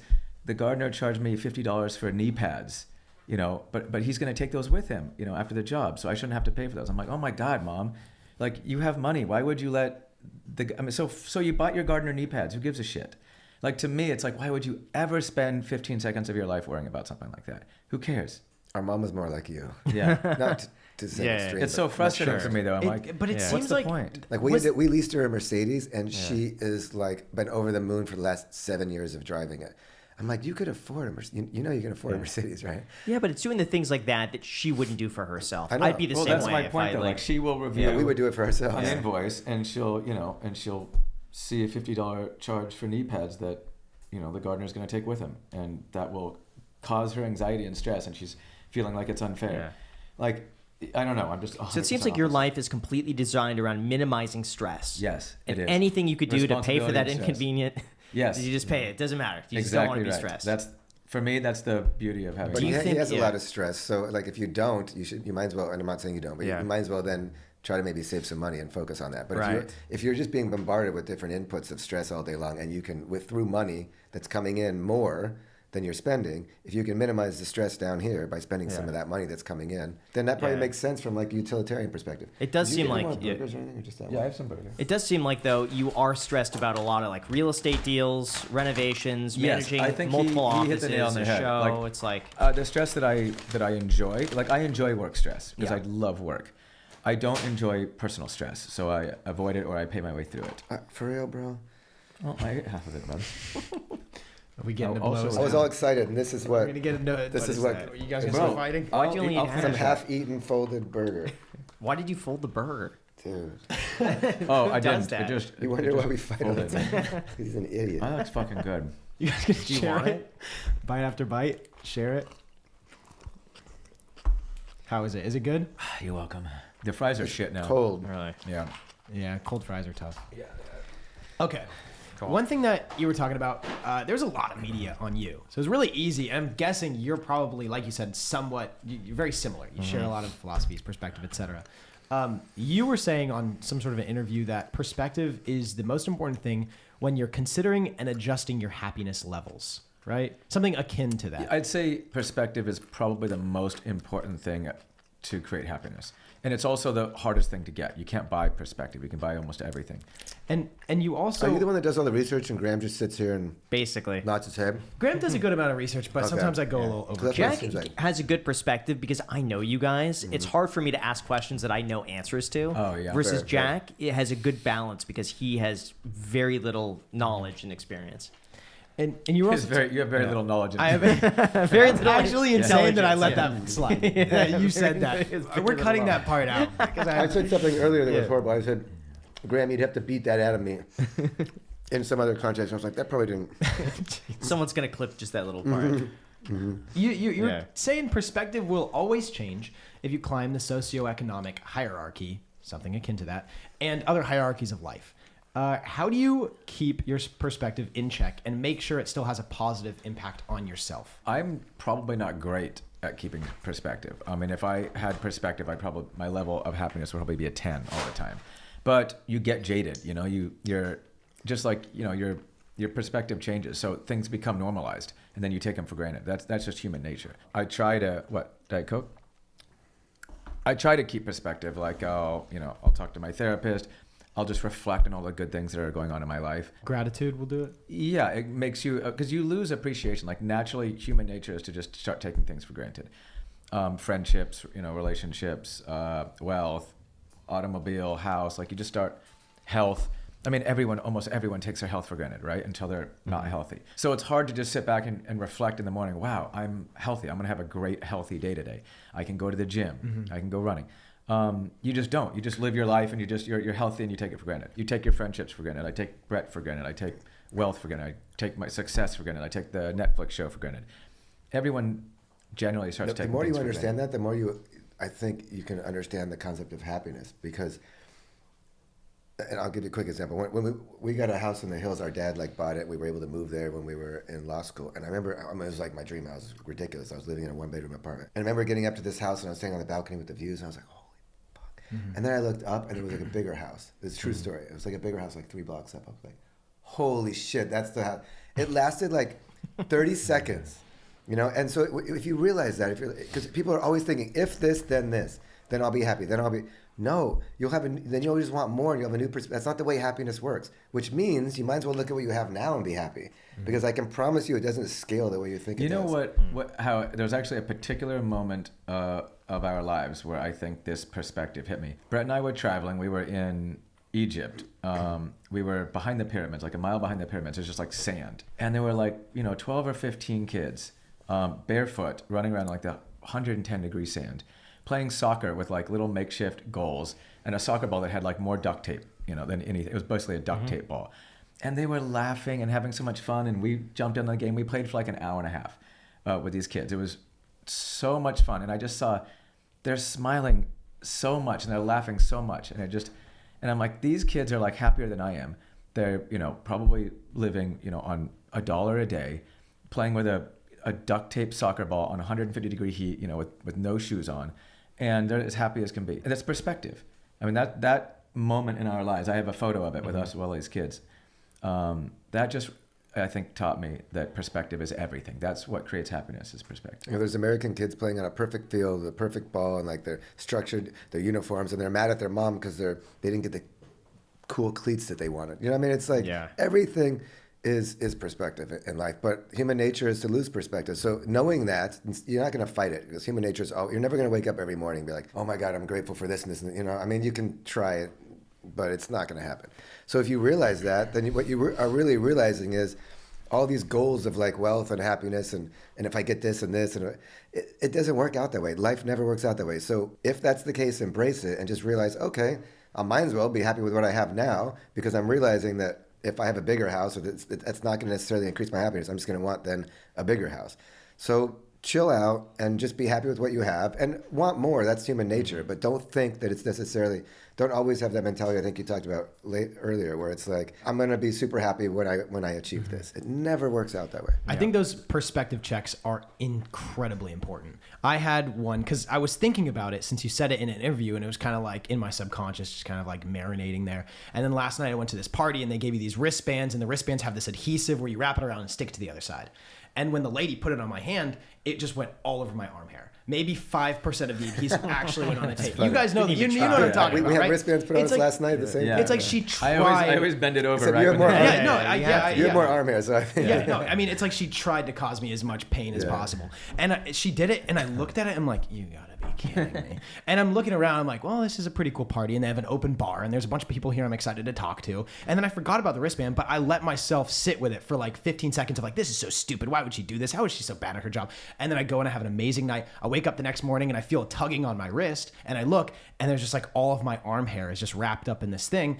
And then I just go, and I rip it out, get a bunch of arm hair with it. And I'm like, that is so silly that I even cared about that at all. Especially when I was ripping it off of my, my arm hair. It's like, there are so many real, actual problems that people face on a daily basis. And you said in this interview, you're like, I don't have real problems. Yeah. And I have never thought about it like that. Like, I don't have a serious health problem.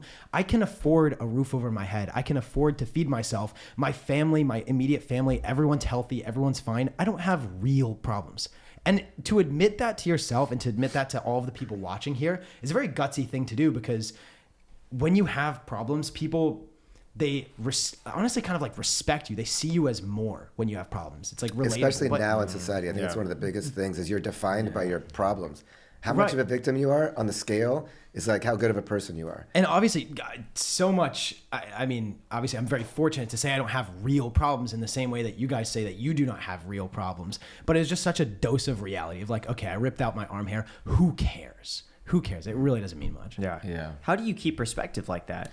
Oh, it's super hard. I mean, you have to consciously remind yourself of the good things in your life to be appreciative. I mean, it's actually work.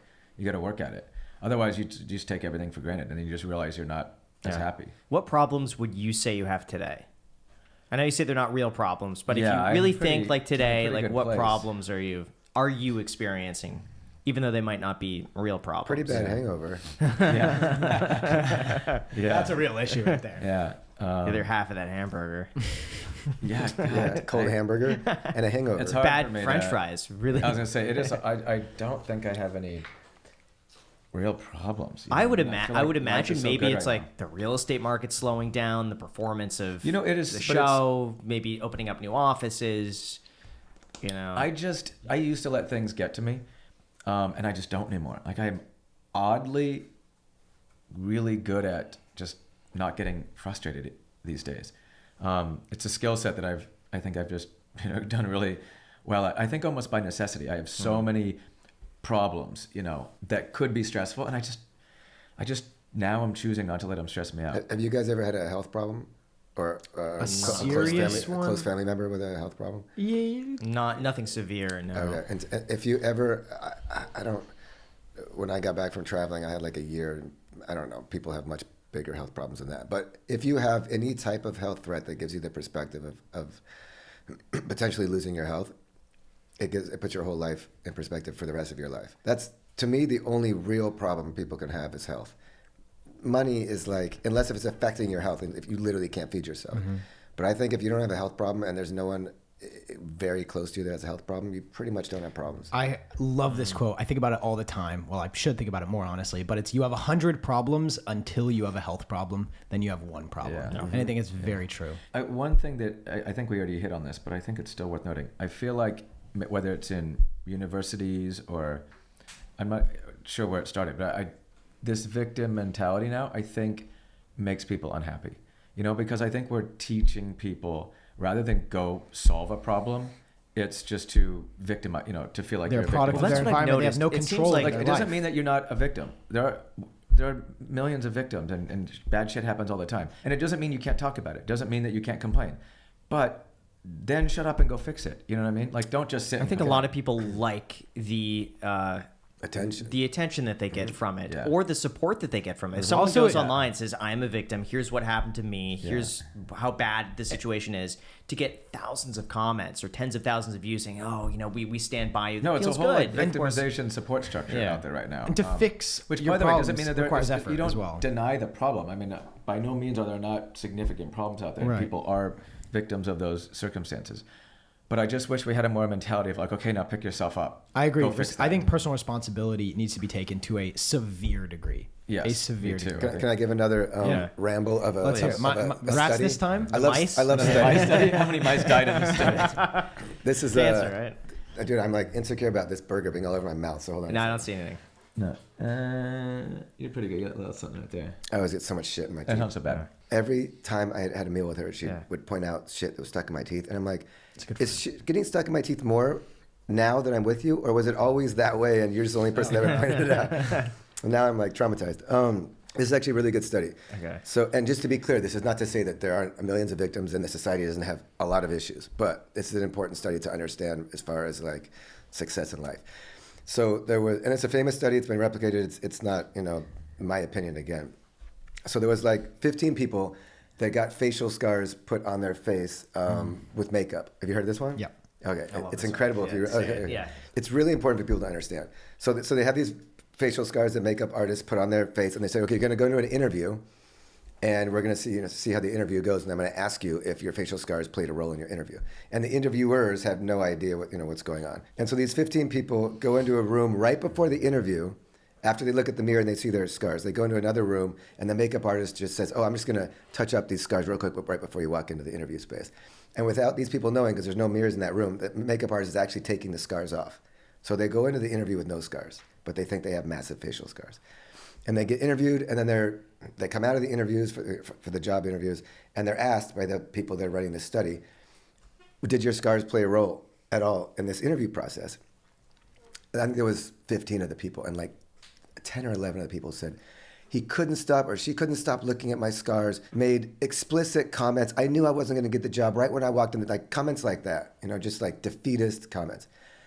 11 or 12 of the 15 said things of that nature. I mean, some of them went as far as to say he made explicit comments about my scars, just anyway. Then the interviewer said, look, none of you had scars when you were in those interviews. And it was such an illuminating, defeatist victimization conclusion that these people had been coming to. And it just shows so much about human mentality. If you go into a situation thinking that you're a victim, you're going to be a victim. And it doesn't mean that some people don't have facial scars, because I mean, metaphorically. Yeah, some people are in a position where they're going to walk into an interview and have a problem. But then they have to either probably work harder than other people. And there's a lot of people that go into that interview thinking they have these issues that really don't. And if you go in with a defeatist mentality, you're not going to get that job no matter what. So I would just advise people to go into that room thinking that you don't have facial scars, even if you do. And I'm not to say that the world is fair. Some people have hurdles they have to clear that others don't. And that's I'm not opining on the absence of that in society. Sure. Clearly there is. If you want to succeed in life, that study shows a lot. Understand that the implications of that study if you want to succeed in life. Yeah, it's a difference between overcoming versus complaining. And right now we are rewarding complaining, and we should be rewarding, Where do you think that changed? perseverance. Because I don't remember 15 years ago rewarding complaining. Me neither. Yeah, I feel like it's something that's happened 10 years in the ago last it decade. started. In the Sure. last few years, it's gotten a lot worse. Who do you think is supporting this message? Well, it's like it's It has to be self-fulfilling. institutions or I something, think, right? Like there's got to be a deeper thing going on than just like There's got to be something missing population that's doing it. that has opened up opportunities, right? There's got to be some sort There's of some huge. deficiency. I feel like there has to be a business. I think that's it's good making money off intentions. this, I think it's you good know? intentions that started it.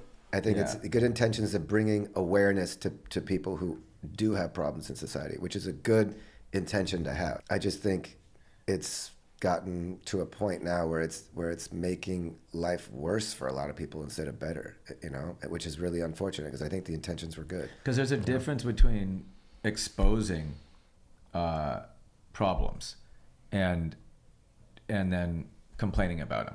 I mean, I think exposing problems and addressing problems is good, but I think that we need to, instead of just valuing, victimization and like supporting victimization, we have to. And beyond that, literally defining people by their level of victimhood. It's almost like, I don't know, it's almost like in reverse of what you might want to be doing. It is kind of odd. It's like a medal Yeah. that you kind of like proudly wear a lot of the times. But then And it could easily give that person a feeling of, this is who I am. I am a victim, and I'm going to see everything through that victim lens. I'm going to go into every conversation that I have with another human being thinking that I have a scar on my face, and that's not a good way to go through life, even if you do have a scar on your face. And I'm using that obviously metaphorically.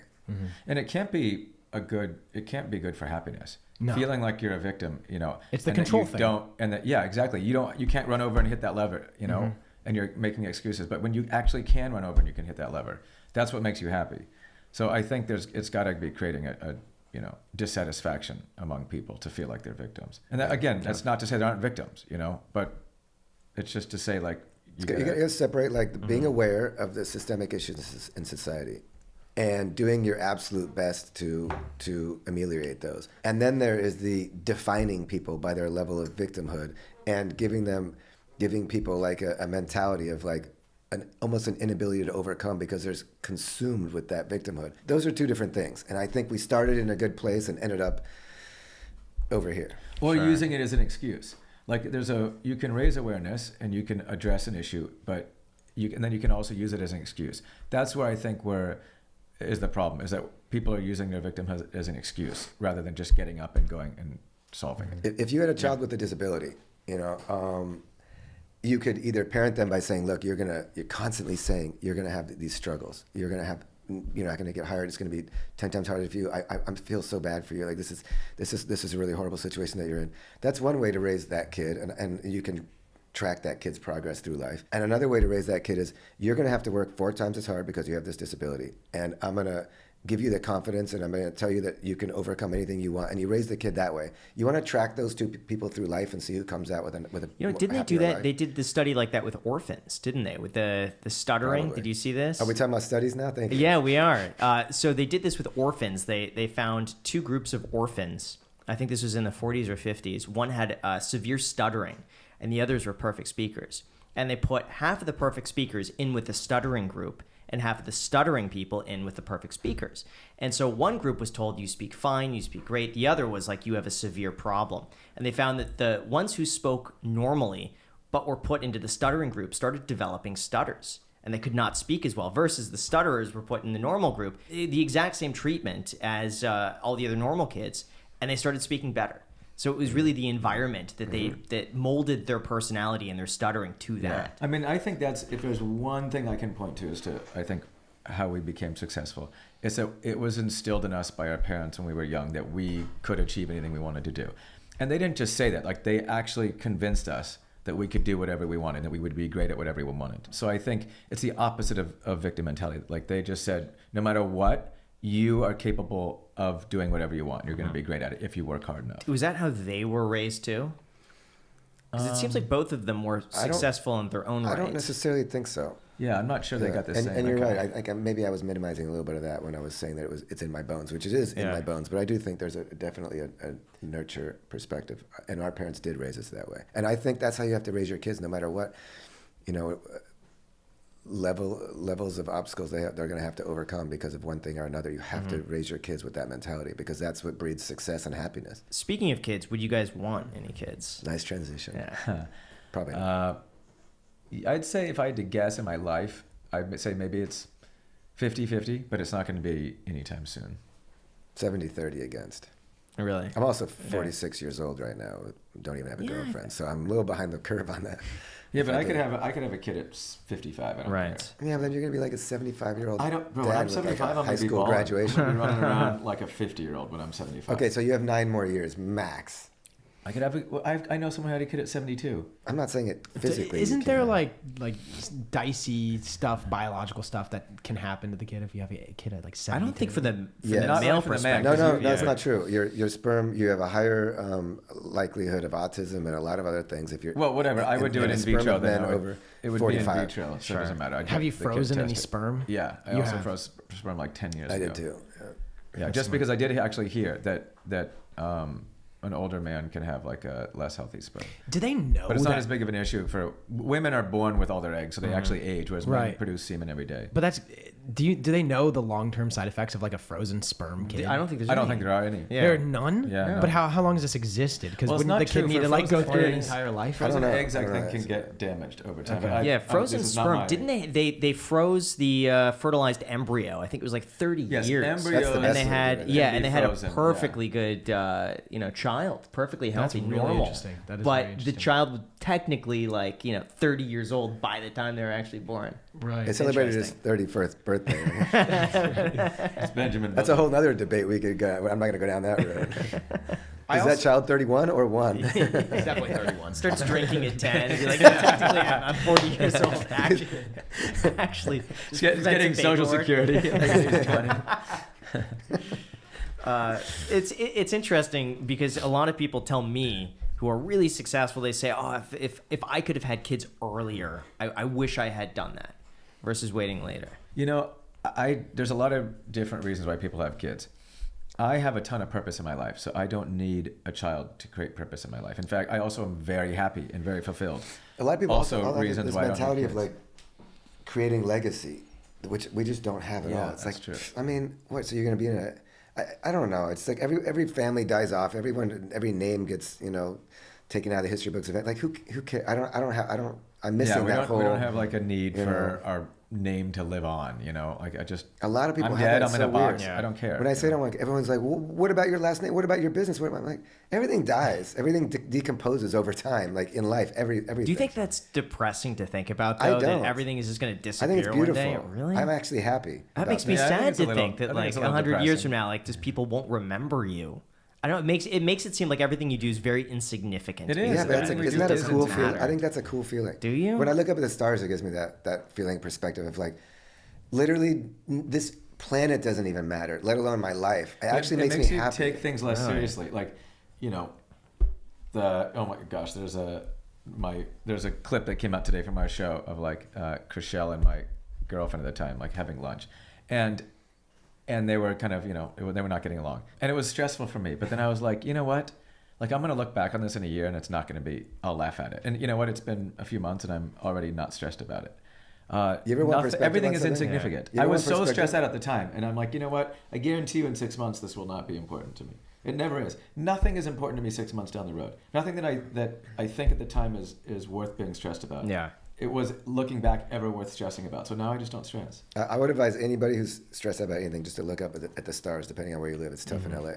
I mean, it sounds cheesy, but it's like, for me, when I look up at that, it just gives you the unbelievable understanding of the insignificance of not only your life, not only the human race, but planet Earth, this galaxy, to the universe. We are as meaningless as you could possibly imagine. Like, no offense to anyone in this room. I don't care if you're like the president. Your life is pathetically meaningless to the universe. And to me, that's actually like calming, This seems like a newer development, especially for you, Jason, because I feel like 5 years ago, you were very careful to curate the image that you wanted out there and be very careful with it. And so maybe a clip like that would have just like you would be making phone calls. I was stressed out. You'd be like, all who filmed the this? time. How did this get out there? Yeah. What are the people saying? Delete those comments. Like what changed? Remember the first year of producing? yeah. Oh my God. Talk about that.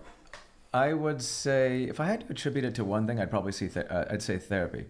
I started seeing a Xanax. therapist like 4 years ago maybe, and I would say within a year or two, I have a list in my phone of like the things that I need to work on. But some of the things on that list just really made me stop stressing, like and internalizing things. I mean, I think a lot of anxiety is internalization of other people's actions. Yeah. And it was such a cliche thing that she told me, like, other people's actions are a reflection of them and not me, and don't sweat the small stuff and everything is small, like all these really cliche things that you might even find in a book, but they hit me pretty hard. And I started thinking about those things every day. Like when I would have a coffee, I'd read my list, and within a couple of years and continuing to see her, I really just stopped worrying about stuff. Like I am probably at my happiest right now because I have the least amount of stress. I have probably more problems in my life right now than I did 5 years ago, and I am 5 times less stressed. So you have a list of things just to internalize every day? Yeah. Can you share some of those things that like maybe share the things that other people could learn from? Because I'm curious what those are. Yeah, I mean, I should. I remember you should get in contact with a therapist. I'd be more than happy to. But I remember the part for me that the reason I brought that up was because I posted a listing on my Instagram. This is when the YouTube channel was just taking off. And I posted a new listing on there. I think it was the Mar Vista listing. And someone commented something like, "This is a motherfucking cool listing," or something like that. And you had seen that comment. Yeah. And you said, "Graham, why do you have vulgar, unsophisticated people commenting on your Instagram? Could you delete that comment? We don't want the seller Remember to see when this you guy." started when you started YouTube up in the upstairs in the office, and you were cussing. I'm like, I will not have cussing if you're sitting in this office. on YouTube. Yeah, but that worked because then YouTube started demonetizing vulgar videos. Profanity. They started demonetizing. So I cared a lot. Yeah, I know. I cared a The lot. first year we were producing Selling Sunset, Yeah. we would argue with the producers like nuts. Oh, if they released the B-roll we of went us, at we it. were stress cases. We were yelling at everyone. We were like so upset About we were everything. stressing about everything. And because we didn't, and then now we're just like, just do what you want, whatever. Yeah, I like, mean, the idea that Season 7, it's they like, wanted me whatever. to go on a date in like season 1. I'm like, oh my God, I would never go on a date. I would never put my relationship on camera. And now like, my whole relationship and the breakup is all on camera. Like I just don't care anymore. Does that bother you though, to either read the comments about it or people speculating about it? I am so thick-skinned. I don't even literally don't read comments, honestly. And if I did read bad comments, I would just laugh them off. I'm just oddly thick-skinned, and I think it's great for what we do, because if you don't have thick skin, you're gonna have a problem. If you think about the type of person that's like sitting in their room commenting on some character in a reality show, I mean, it's not to say that everybody that does that is like a loser, but I mean, but if you're taking the time to go on my Instagram and talk shit about my height or my what I say, that doesn't say more about that person than it does about you. Yeah, I don't know that's on my list. Like other people's actions are a reflection of them. Let's not hear me. this list. Well, that's probably my favorite one. Honestly. Oh my gosh. Don't be too hard on yourself. I can be very hard on myself. I'm less hard on myself now. Okay. Like I don't judge myself as harshly as I used to, and that makes me more happy. good. Don't take things personally. Let's see. Don't let Brett get under your skin. Be less judgmental and validate him. Is that on there? Did you ask him to reflect That on how great? that must have been added really recently. This morning. Yeah. Reflect on how great life is. That's like part of the perspective. Positive reinforcement at the office. Don't criticize mistakes. Make them teachable moments. I try to be a better boss. I've been working on that. And honestly, I have be a positive personality. And then I have in parentheses Nico and Zelda. My dogs are like the happiest people on the planet. They're amazing, and I like to like just watch them. People, But Zelda's like, I'm like, why can't I be as happy as Zelda? Yeah. I mean, she's so happy. All she does is run around on a floor all day long. Yeah. Eat twice a day, and she's the happiest creature on the planet. So I mean, how come I can't be happy? But the best, be less serious, and other people's actions are a reflection of them, not me. That one, honestly, I would get so validate Graham. Is that what it is? I would get so reactive to people, like they, and it's people all have their reasons for whatever they're going through, and their actions, and not everyone's a good person, or not everyone's at a good moment in their life, and I would internalize that stuff, and now I realize that's not about me, that's about you. You're making a comment, a nasty comment on my Instagram, that is a reflection of you. You're probably not in a happy space. I don't internalize that anymore. No happy person, no confident, happy person makes consistent negative comments about other people. That is a fact. There is no confident, happy person making negative comments on Instagram about other people. That's a fact. Does it ever translate to in person? Like, do negative people no ever one's come up to negative you? in person. Yeah. It's 100% No, zero. positive. The same people that would rip you a new one on Instagram, like just take a picture with you if they see you on the street. Yeah. Yeah. But I try to tell the women that on the that because they some people internalize stuff more than others, that it's really a reflection of them. They're not in a good space, or they're jealous, and there's a lot of that out there. And rather than them sitting with those emotions, they'll lash out and try to take other people down. I mean, I'd say if there's two huge problems in society that I would point out, one is the victim mentality that I think that we are almost rewarding at this point. And the other one is just a lot of unhappy, insecure people trying to tear other people down. Like, people love tearing people down. It's like a sickness. I don't understand that. Because it props yourself up when you're putting other people down. It's like, you I'm not you that are person. morally patting yourself on the back when you say this person But that did this. comes They're from one of a those sense isms, of- or they're an ist. You That's know what exactly I mean? what it is. That's But that comes from inferiority, an insecurity. Yeah. So, listen, at the end of the day, insecurity and a lack of confidence probably causes 90% of the problems on this planet. If people were more secure and more confident, we would It not causes have relationship problems. any of the problems we have in this Geo- How do you world. Political bolster problems. confidence and security? It's tough. I mean, I think tough. it's the little things we were talking about. Clean your room and go to the gym. Yeah, and a therapist. I think that if it were up to me, everyone on the planet would see a Do therapist. you, you have think the that same therapist? Well, you don't really. I don't need therapy. I'm pretty You don't- perfect. you're- But you're Jason, good. Okay. yeah. And No, I'm pro I therapy. go I like just every don't few do it. months Okay. now. Like I'm. You do it I in don't person? think I need it as much. I used to, but after COVID, just over Zoom. And do you go with specific things you want to work on, or is No, it that you it's go just like and just it's just like going to the gym. For figuring me. it out? It really is just like going to the gym and just hitting every muscle, That's how why I make myself go, because I'm like, this is the gym for my mind. It's so interesting because I've seen a huge shift in talking to you today about this than I have like 5 years ago, 6 years ago. Like you seem like a different person. I'm happier. I'm more relaxed, for sure. I used to be so reactive. Yeah. Well, one, I used to like take things personally, and I would always I had this fairness bone in me. So I always felt like, okay, maybe someone's trying to take advantage of me. And that would just get me so upset. And now I just don't care anymore. And I'm just so much happier. I'm probably getting taken advantage of just as much. I just don't care anymore. That's really interesting. Yeah, whenever he would describe, because I've met you once or twice briefly, whenever he would describe you to me, and you as well, like you were a little bit different the way he would describe you. Good, mind you. Yeah. But it was always a very serious undertone, kind of stoic, and this is very different. I mean, when I'm talking everything to you mattered. now, 5 years ago to me, everything mattered. You know, now granted, I was really driven. I was building my business, I'm a very, very detail-oriented person. So everything mattered to me, you know? Are we cool with me using the bathroom for? Yeah, Yeah, of course. And I've just let things become not as important to me. Yeah. And I realized like the things I thought were important just aren't. And then you said on an interview that if you do anything, you should do it to the best of your ability. You used to, you said you wanted to be a mechanic. I'm sure you worked on your, Camaro or something like that all the time. And you'd take 3 hours to wash your cars. When do you pick your battles of when to do it perfectly versus when not to do it perfectly? Are you still this way, or is this new nonchalantness? On everything you do, I think you should have pride in it. Now that we're pointing at all of society's ills, I'd say a lack of pride is something that I think people are is very frustrating. prideful. Don't you think so? Not in Maybe an not on honest sense. Not in an like. I think they're prideful in terms of like don't injure their pride, you know. But I don't know if they're prideful in their acts, like what they like. I like everything I do to be. I feel like that's a reflection of me. So if I'm gonna wash someone's car and I'm gonna give them that car is gonna be perfect. I want to have pride in what I do, no matter how meaningless it is. So honestly, like in everything in my life, I just do it great. You know, I don't half-ass anything.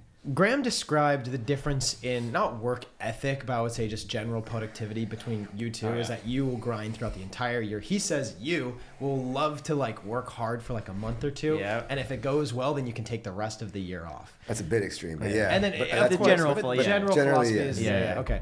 And then I asked Graham, I was like, well, who do you think is happier or more fulfilled? And Graham, guess what he said? Me. I said Brett. Oh, really? Yeah. Brett seems more relaxed, more carefree. I mean, obviously, I think there's been a substantial shift, but I would say based on the last 10 years, you seem to be more like work, focused on that. Brett is very like, you know, I don't want to say whimsical, but very carefree. But I get a ton of purpose from work. So for me, that makes me really happy. Yeah. I probably have... It depends on your personality. Yeah. I need purpose in my life. So I think... You know what it was? Jack asked me, whose lifestyle would you want? Brett's or Jason's? And I said Brett's. Oh, yeah. That's an easy one. Brett is I don't know, though, because I love... Well, depending on your personality. Right. I think it's a personality I would go thing, crazy. If I like when we're chilling in Mykonos for like 2 weeks, I'm just like having the time. He's like, I got to get back. You know what I mean? Yeah, so I get that. It depends on your personality. It really does. I enjoy my life more, and his life would drive me nuts. But it could be vice versa. Yeah. So I think it's individualistic. I mean, I get a lot of satisfaction from purpose and from drive and from work, and success. I mean, I just really enjoy that. He doesn't need that so much. You know, I don't know exactly why I need that, but it makes me happy. But it's interesting. You guys have had such a similar upbringing, but the values when it comes to that and what drives you are different. To some extent, true. I mean, I think there's way more similarities than differences, but there are certainly some differences. I don't know. Everything is a nature versus nurture. I don't really know the answer to that one, but I would imagine, I don't even know, 50-50. I don't know how we ended up there, but I just appreciate certain things more than he does, and he appreciates certain things more than I do. But I think overall we have a lot of similarities. Where do you guys think your faults are? Because, like, your own personal faults. Are you insecure about or anything? Or are you very secure and confident? Very secure and confident, but I guess everybody has some, well, definitely faults. I would imagine some insecurities. I don't know if I have any insecurities, though, but I definitely have faults. There's got to be something you're insecure about having stuff in your teeth. There's got to be some. But I don't think we have any deep-seated today like for some reason. structural debilitating Insecurities. insecurities. That's yeah. funny though. You Yeah. got me on that. And it's always been that way, or is No, I'd say that as we get older, you know, I'm more mature, more confident. I mean, I think I was always a pretty confident guy, but I would say that it was not as much of an inner confidence when I was younger as it is today. You know, there's like a more of a bravado confidence when you're younger, and more of like a relaxed Carefree-ness. confidence now. Like a truer confidence. Yeah. But you know, faults. Yeah, I mean, you know, everyone has that. What would you say is a fault that you're working on, or something I that don't you like- that you could be I don't like improving? to work on my faults. I just Ignore them. I accept. Yeah. I accept I just them. suppress them. Yeah, And then push them down. I'm, Pretend like they I'm don't aware of exist. them and then I embrace Yeah. them. Yeah. I was trying to get out of answering that with a joke. okay? it's his way of saying he doesn't have Yeah. any faults, but he doesn't really want to say that. Okay. I also want to talk about I'm dating. selfish, I think. but Dating publicly. It's selfishness, you think? I think I'm selfish. Yeah. Really? Okay, because that seems very different than what you I seem mean, to be. I which think is- I love my life so much. I don't like compromising, and Yeah. it manifests as selfishness. Let's put it that way. I don't think I'm naturally actually selfish, but I think the manner in which I live my life can be loosely defined as partially selfish, because I just do Yeah. what I want to do when I want to do it. You know what was interesting? We had a podcast with Patrick Bet-David who said that great leaders had to be selfish. And it's better to have a selfish leader because someone who's too compassionate is going to take too much feedback and would they're agree not with going to that. have results. I would agree with that. Yeah, I I don't could think too. my selfishness comes from my leadership abilities. I just think it's Okay. because I love my life so much. I don't like to compromise. And it makes me a little bit difficult to deal with Yeah. sometimes. But, you know, it's one of my wonderful faults. I want to know in dating, okay? Because on Selling Sunset, I'm guessing like the viewer demographic is like women, 80 right? plus percent. 80%. 80 women, plus yeah. percent women. So So there's a lot of boyfriends that get stuck watching. No, we have 80% of our Instagram that's followers true. are women, but 80 that's That's not, probably not it's true. probably But it's- 55%. because a lot of them watch with their. No. I have Yeah. so many husbands and boyfriends coming out to me. Oh my! I watch your Maybe show with my 60% girlfriend with my women. husband. I would bet it's got to be 70-30. There's a 70% ton of women. guys that watch It might the be. show. I think he's probably right. I would say Yeah. 60-40. We don't have the demo on that. Yeah, It's I don't think the probably- guys are watching every episode like, you know, No. their girlfriends or wives might be. Yeah, They're like stuck that's watching true. it. And they're Yeah. like kind of Passively like watching the or soccer seeing game it. on It's on the, yeah. Yeah, because every guy that comes up says, "Oh my god, my girlfriend loves your show. Can I take a photo?" I'm like, Every time. They Okay. never like, I love your show. I mean, yeah, exactly. They just don't want to admit it. So So- let me put some chapstick on. Yeah. how when you're going out to a bar, you're going out to a club, okay? You're having a good time. You maybe have a table or something like that. When you say you're good with women, can you maybe walk me through what exactly you mean by that? Like, do the women come up to you? You go up to the women? Well, first of all, I'd say because of the show now, it's probably easier, you know. But we've always been pretty good with women. Okay. I think Well before good the with show. women means a confidence to approach them, and then the personality to like really engage them, make them laugh, and then kind of like, and then, I mean, it's a pretty broad. I'm like sounding like such an Yeah. asshole. Pretty broad skill set, but I think it's just part of But- like. And an go ahead. indifference Oh, of you know what? rejection, No, I think, is I also. Graham's giggling, so I gotta wanna say know. this. I remember this is like pre all the Netflix stuff, but Jason was always just like a savant when it comes to like speaking with women. Like always, like every one that would come to the office, you just had this charm about you that they Well, would I'm fall in. also super. Oh, go Yeah, ahead. but this is the part where I found it funny. Someone would walk by the front of the office, and you would either turn to Eric or I, and was like, "Hey, was she cute?" I couldn't see it; I didn't have my glasses on. And Eric would usually have the better view. He said, "Yeah, she's cute." All right, I'll be right back. And you would run out of the office. Remember this? And sometimes she's all the way down the block, but you would just be running after her. And you couldn't on even Sunset tell? Boulevard. But sometimes you would come back, and they would be either with you, or you'd be like, she has a boyfriend, or now she's married. Or sometimes you just have the number. And you would just like text her right there. But you would just like run after people. I've never seen that before. I think I did that at least a couple times. Yeah. But the success ratio was high. Like it wasn't like a 10% chance. It seemed like very like 60-40. I think we have a lot of confidence with women, which I think goes a long way. I'm also extremely direct and honest with women, and I think that's oddly abnormal. So I think they appreciate that, you know. And I think humor has a lot to do with it. Like we're really engaging and funny with people, but with women in particular. And women love to laugh, and you know. So we don't take ourselves too seriously. if you're confident Yeah. and you're funny and you're honest, like you're in, you know. And not also like we're good boyfriends. Like I'm not disrespectful to a woman in a relationship ever.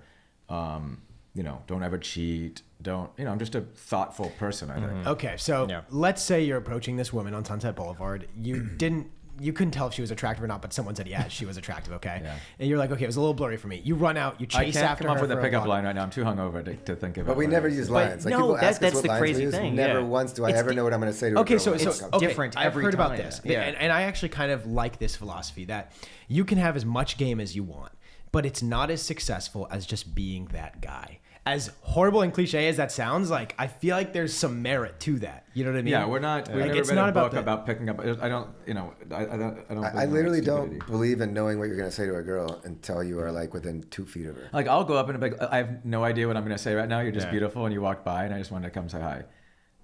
What's your name? I mean, just something really honest. It doesn't matter as long as you have your foot in the door. That's it. Yeah. Just Yeah. get your It's foot in the the door and then confidence, figure it though. out. And also lean into your insecurity or lean into the stupidity of it. Like you don't always have to be like a tough guy, or Yeah, like you could be this is the advice that I would give somebody who's like, oh well, yeah, I know, but I'm like a nerd and I wear glasses and there's no way why don't you just go up to a girl and be like, listen, I'm kind of a shy, introverted nerd. I can't believe I'm doing this, but you are so beautiful. Come on. I mean, it doesn't matter. Lean into whoever you are. Like, just be you.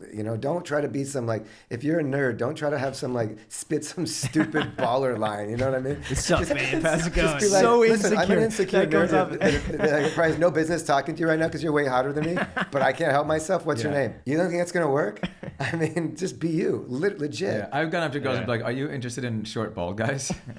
And what Like do they say? Well, I mean, it's disarming. Like just anything disarming and honest. I mean, anything that's not a pickup line. I mean, I would never. Don't be lean some into- like Yeah. douche that reads a book about pickup lines. Just lean into whatever. You got to just be yourself. Do you ever get Eventually, they're going to nervous? figure out who you are, right? So what's the point Yeah. of like lying from the beginning? Do you ever get nervous if you see someone that's attractive, like going up and talking to that person, or no? Always a is that little not- bit nervous. Yeah, I'd say a little Yeah. bit, but You're like a psychopath if you like go up to Yeah. a hot girl and you have like literally no nervousness at all. You know what I mean?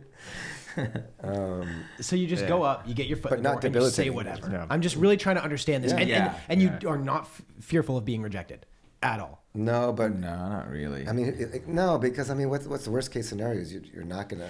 So date can you that can you girl. bring up a scenario? You're not gonna maybe? date her if you don't talk to her. So. Yeah. I'd be more frustrated if I didn't talk to her. You know what I mean? That would Yeah, eat that at bothers me me. far It- more it than can- rejection. It can eat Okay, at me like for hours Really? if she was super hot. So was there ever a time where you showed up and you're hungover or something and you were stumbling on your words and it just went horribly? Oh, I'm sure. Oh yeah. Does I'm any totally stick sure. at you, like in your brain right now when I'm saying this, or you just throw it out? You don't even think about it. My memory sucks. It happened to me yesterday. I was at the farmer's market, and I was with a couple of my buddies, and there was two really beautiful women, and we were watching them walk around. I was like, whatever. And then we were walking home, and they were in the car, sitting on the sidewalk. I'm like, and my buddy was like, kept walking. I'm like, I'm gonna go talk to these girls, and I like go talk to them, and like, it went fine, but it didn't go great. And I waddled back to them. And he's like, "How did it go?" I'm like, and I knew I was gonna get shit. But I'm like, whatever. I don't fucking care. Like, who cares? I mean, it wasn't like a negative interaction. Yeah. It was just like, I'm not gonna end up dating him. Do you remember what you said when you walked up to them and just initiate the conversation? Was it the vibes or was it what you said?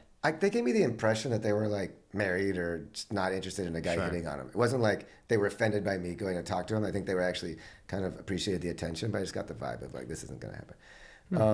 But I don't know. It doesn't like bother me in the slightest. And also, I'm not saying that some unattractive, like, just nerdy whatever guy at the should go into the bar and just start relentlessly hitting on every hot girl. Like, have some respect for don't just like try to get one out of 100. And just like annoy the shit out of everybody at the bar and be relentless. Like if I get a clue that it's not, I'll back off. stand at the I'm not door, one of those anyone guys like, coming no, I'm through, gonna just- talk to her 7 times until she's creeped the fuck out.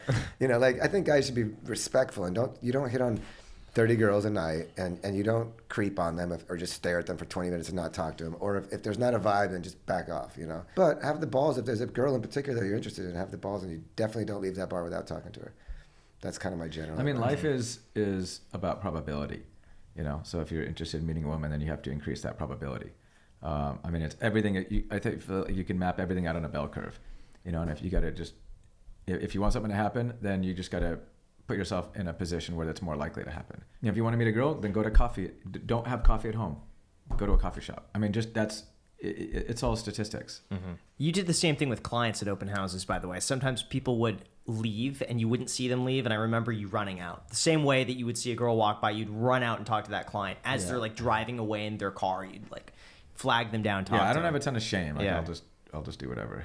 And like, again, I mean, if you're gonna have that lack of shame, like if you're gonna have that confidence, then be authentic. Like, I think I'm trying to think about when you said why we're good with women. I wouldn't use that term.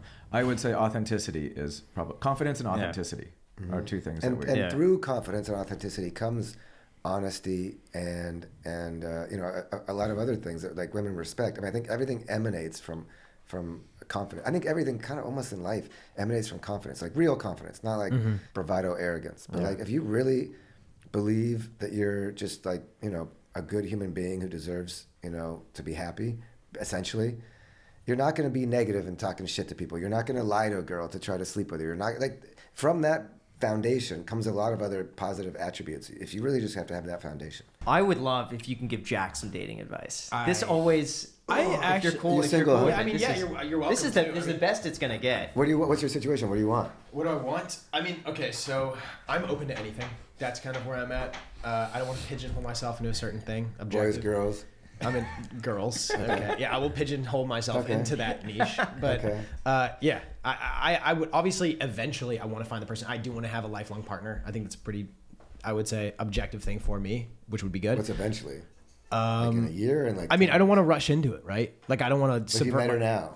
If I met her now, I would like more experience, I suppose, before. But who am I to deny, a perfect lifelong mate? So I've told Jack the person who he is at 25 is going to be totally different at 30. How old Yeah, are but you can also. How old are you? 25. Okay. But you can grow with them. Which The other thing that's true. too, which is interesting, because everyone, when they're thinking about dating advice or finding a significant other, they're thinking about those actions, like those direct actions of meeting the person.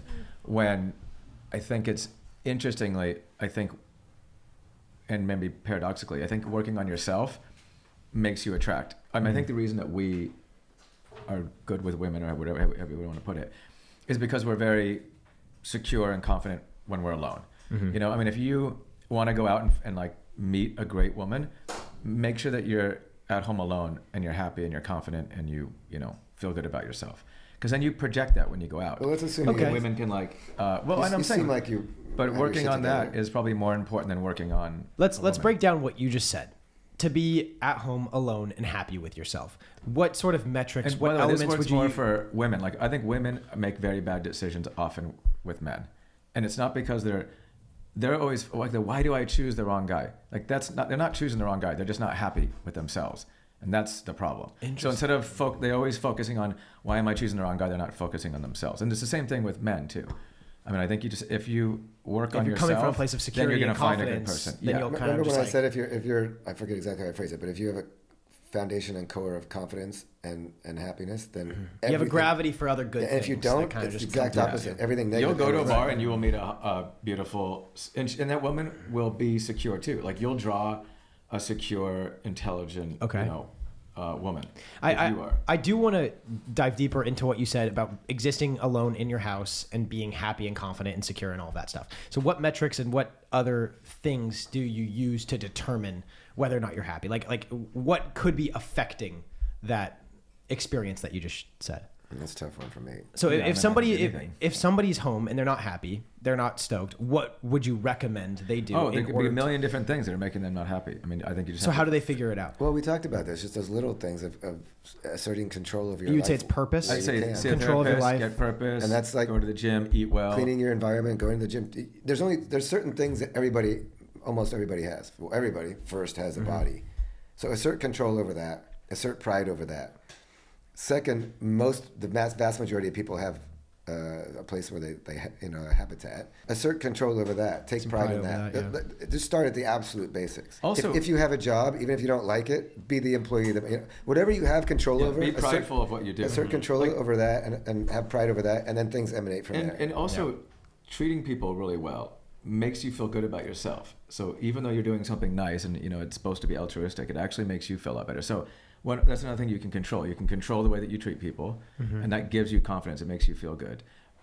Be very prideful in everything you do, including your work, and then take care of your body, take care of your health. if you're doing all those things, you're probably going to be a lot happier. I think a lot of that's not being attached to a certain outcome. Like if you're happy by yourself at home, you're not going to be too dependent on this other person. And I think that's why people make bad and- decisions, because they are seeking a boy or a girl to make them fulfilled. Mm-hmm. And if that is the reason that you're out there, you're going to pick a Right, you're not a very whole poor piece in and of significant yourself. other. Yeah. Yeah. There's so many women that I know that are like, why do I keep making the same mistake with men? I mean, it is definitely not that they're making bad decisions. It's that they're looking to fulfill There's something. a few reasons for that too. There's a lot of women that I know that are dating athletes. Well, there's and also like shitty musicians men out there Yeah. too. and like right? it's like I want a super sexy, sophisticated, like worldly, wealthy, confident, outgoing, super funny, like huge personality. I'm like, that guy is banging every girl in LA. You know, I mean, just, like I'm not saying that doesn't sound like a great guy, but for God's sake, maybe date an accountant, you know, who's like really nice and like charming and loyal and generous and a kind person.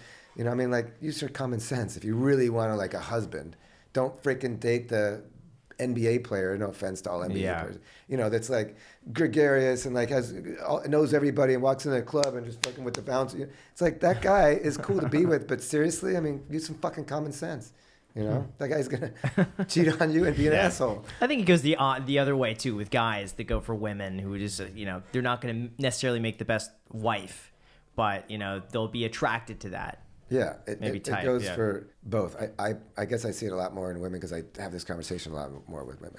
And if I'm talking Well, to and a I guy think who women has are like, better at being monogamous too, generally. Like, Yeah, you can generally, find this very successful, gorgeous, confident woman that is very down to just be monogamous. yeah, that's Generally speaking, it's even more so in LA. Like the really outgoing, confident, successful, good-looking guy probably is less inclined to be monogamous. It's just a testosterone. Yeah. Do you think that's just an options thing? Especially And in maybe LA. in LA, there's yeah, just more LA options is like available. Disneyland for that guy. Yeah, I mean, I would argue that most a lot of marriages across this country are monogamous because of default, because they're not presented options. I mean, if you took those marriages and you put them into the middle of West Hollywood for 5 years and you had beautiful people around all of them, they probably would have a less likely chance of being together. Yeah. But when you when you don't see beautiful women all day long, it's a lot easier to be monogamous at home, I'm sure. Is that one of the reasons why you've decided maybe not to get married at this point? Yeah, I'm sure if I was in Yeah. Des Moines, Iowa, Yeah. my chance of being married would be higher. I don't think it would be sky high, but it'd be higher than being in West Hollywood. Yeah. There's no place I could probably be that would lower my chances of marriage more than West Hollywood. Yeah. There was a divorce lawyer who's making his rounds right now on podcasts. I think James Sexton, who's incredible, but he was saying something that I think it was fewer than 20% of marriages last and are actually happy. 50% end in divorce, and then about 30% stay together for the kids, but they're not happy. I would say that tracks with my At most, interactions. Yeah. I would have guessed maybe 10 to Yeah. 15%. Yeah. And we're Yeah. we're analytical. So you look at those statistics. I'm not. Everyone thinks they're not a statistic, but by definition, you are a statistic. I would imagine marriage would be considered anachronistic as a societal expectation within 80 years. I really do. I think, remember when everyone was getting married?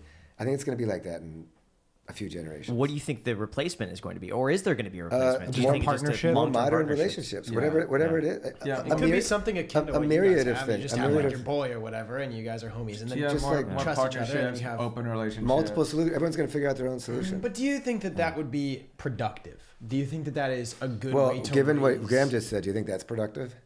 With the statistics Graham just said, Yeah. 20% of people happy. I would say. I mean, the Right, baseline is but pretty how can shit. how can you get that number just strictly off of the relationships and stuff like that? Sorry, The 20% of people, or 20% are happy in marriage. well, you're saying productive, but I'm saying, like, I that's think the Do you think baseline it's of good what for it is. society that people are not taking a traditional Well, approach to happiness marriage? is better and- for society. I think the more people that are happy, I'm a utilitarian, so I think overall happiness is the moral goal. And if you have a lot, and I think this is true, a lot of marriages that are unhappy, that cannot be good. I mean, as Like the vast majority. How is that sustainable? But what about back in the day? I mean, They also weren't happy back in the day. Yeah, but they Everyone lived with it. likes to aggrandize like the olden days, like they. What about different Go cultures, back to the 30s, 40s, 50s. You got married and you never got divorced, but 80% of them were unhappy. That's not marriage. a good I think life. started with for financial reasons. It didn't start from love. Yeah, religion, I think you farming. kind of do need some sort of like lifelong partnership to like foster a good, productive society with family units and stuff. I think that's a good thing. But to what do. if it's happy? What if 80% of them are unhappy? Then I think it's more of a personal thing than it is probably a familial That maybe thing. people are getting together know? for the wrong reasons. We've tried marriage for over 100. But if you have better hundreds of years. structures, Well, I don't think people right, get to- together for the wrong reasons. I think people stay together for the wrong reasons, and that's why they're unhappy. Okay, Well, both. I might be able to get. But behind I mean, that. if you have a system like that's been failing for generations, whether it's like public schools or the institution of marriage, what's the solution? Well, I just don't know if it has been failing. Maybe I could be living in like a little bubble, and I'm not referencing. Let's I'm not assume- referencing statistics Let's and assume those data, stuff like statistics are true, though, just for the purpose of argument. that. Sure. That 80% of people in marriages are not happy. 50% end in divorce. I think it's higher than that. And 30% of the remaining 50% are unhappy. So 20% of people are pretty sustainably When happy. you get in married, you have a marriages. 1 in 5 chance, I would say statistically, Of being happy having, and of lasting. actually living with that. Yeah, that being your one sole For- monogamous for- mate that you're happy with. For purpose of this argument, let's Sure, just assume we'll that's assume true, that's so we true, don't yeah. fight the. Right. What other institution would survive with 20% success rate? It's difficult though because I went through and I looked up all of these statistics about like what couples are least likely to get divorced, and it does go down to about 25% if you're over the age of 25, college educated, and make a certain amount of money. Well, I think that takes it waiting. down I think substantially. waiting Yes. to get married is probably Right. because I think that marriage is a great institution, but I think that it's rushed into. I think that people should get. My dad got married last week at 75. I saw that. Yeah. I think people should be getting married later. Well, maybe it could survive with different. Like, I mean, I have no stake in this game. I all things being equal, I kind of hope it survives. But if I had to bet on it, I don't know. But maybe you do. I don't know. Maybe there's a solution where you try to encourage people to do it later. But what are you going to do? Say be wealthier and be educated and be older? I mean, you can't force that on a society. Make more But money. then what Yeah. kind of how would the kids be raised in this sort of like thing that we're describing? That I mean, I have. Oh, hold on, real quick. We've already said that 50% of kids are being raised by a single parent already in this structure that it is right now, and 30. But I don't.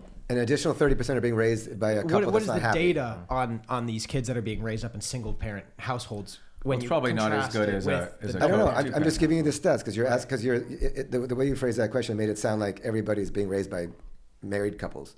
50% of kids are being raised by single parents, according to this. If we're agreeing with this stat, another 30% of kids are being raised by a couple that aren't happy with each other. So that the question itself, kind of cheats the issues. But wouldn't 80% of kids are already in a bad Sure. spot. Well, one, I think people probably there'll be less kids, which I think is probably a good thing. It's not like we need population. So I think people are being more careful about the decision to have kids and the decision to get married. I think those are both healthy. I think that there's not a mandate anymore that you have to have a kid to be like a successful person. That used to be basically a mandate for the last 100 years. Fertility rates are plummeting in developed are. countries. Absolutely Yeah. plummeting. But I think as they should. The main risk to society is not global warming, it's fertility rates. And it's a guaranteed that we're going to die out, essentially guaranteed unless we change something dramatically, that we're just going to die out as a population. If you look at China and Japan and South Korea and the United States, every single country in the world has fertility rate below 2. Yes. Except for some of the countries in Africa, the entire world. What is two? 2 is sustainable because there's a I think right now. man and a woman having you need 2 every kids couple, to the average replace. is Oh, okay. 1.8 kids. 1.7. Yeah, 1.8 Yeah, kids. and the wealthier Yeah. the country, the more developed the country, the lower the fertility rate is. There's like a direct relationship with that. So if it wasn't for Africa, who will eventually get developed enough to have less than 2 fertility rate, that's if you really want to talk about threats, existential threats to society. That's number 1, 2, 3, 4, 5, and 6. Is And why right do you there. think And people are nobody having talks about less kids? Is it just because they Because- have more options available? They don't need Well, to have because more society kids? It's almost just- mandated that you have a kid, or you were weird. Now it's become normalized to not have a it. kid. The wealthier, more intelligent you are, I don't exactly know why, but this is just a fact. Yeah. The wealthier, more intelligent, more developed society you live in, the less kids you have. I mean, that is a fact throughout the world. And it's not. I mean, we're I examples. don't exactly know why, You, but it's, 50 years ago, you would have a kid already. Yeah. You and Macy would have a kid. you'd have 6. But now you don't. People because used to have 6, you don't 7, have 8. to. Right. You can be 40 and not have a kid, and it's normalized. But we're pivoting. That is an interesting thing to talk about. But we're pivoting from marriage. So let me ask you. Well, that's also been normalized too. Open relationships, fluid relationships, whatever type of non-monogamous situations, those are normalized now. And my guess is in 50 to 100 years, it will be probably even the dominant. Do you think relationship status. do you think that that's moving in the right direction for society, or do you feel like it's better to have more of a constrained? Well, I don't think constraint is Yeah. a good thing in and of Okay. itself. I don't think defined constraints are good. I think happiness is good. Sure. So and I don't know if there's enough studies on these relationships, but if we look in 50 years and people are happier and in happier relationships, then I think by definition, those structures are better than the current I system. just of believe just in getting choice and being open-minded. I don't know the solution. I just know that I don't see a solution right now. Unhappy You know marriages what I mean? cannot be the answer. And there are Right. too many people in unhappy marriages. I mean, if I So you might as well try. meet another if- guy who tells Yeah. me not to get married, I mean, That's the whole concept of federalism: is try to have the states be laboratories of, I forget what the exact term is, of experimentation. Try different things in different states as opposed to forcing one thing on all of the United States. And that's kind of the beauty of our federalist system. So with marriage, why don't we try tons of different types of relationships, see what works for some people, some works for other people. There's no way there's going to be one solution for everybody because people are so different. And I don't know the answer. I know that I don't see an answer right now. And you think that you're going to be the 20%, as does everybody else who gets married. But you have an 80% chance, although I guess you're wealthy and educated and over 25, so maybe you have a 50% chance, whatever it is. But the institution's already it's changed not too. I mean, high. it used to be you couldn't have interracial marriages, you couldn't have gay marriages. So we've already finally normalizing different types of relationships, and that's obviously a positive. You know what I mean? So I think it's just going to continue. Yeah. I mean, What was interesting is that we spoke with someone recently, was talking about arranged marriages and how those were actually the happiest overall. They had the most fulfillment, they were the happiest, and they stayed together the longest. yeah. Maybe it's the exact opposite of us being Well, in West yeah. Hollywood. But Basically, that also You're brings never up getting out. interesting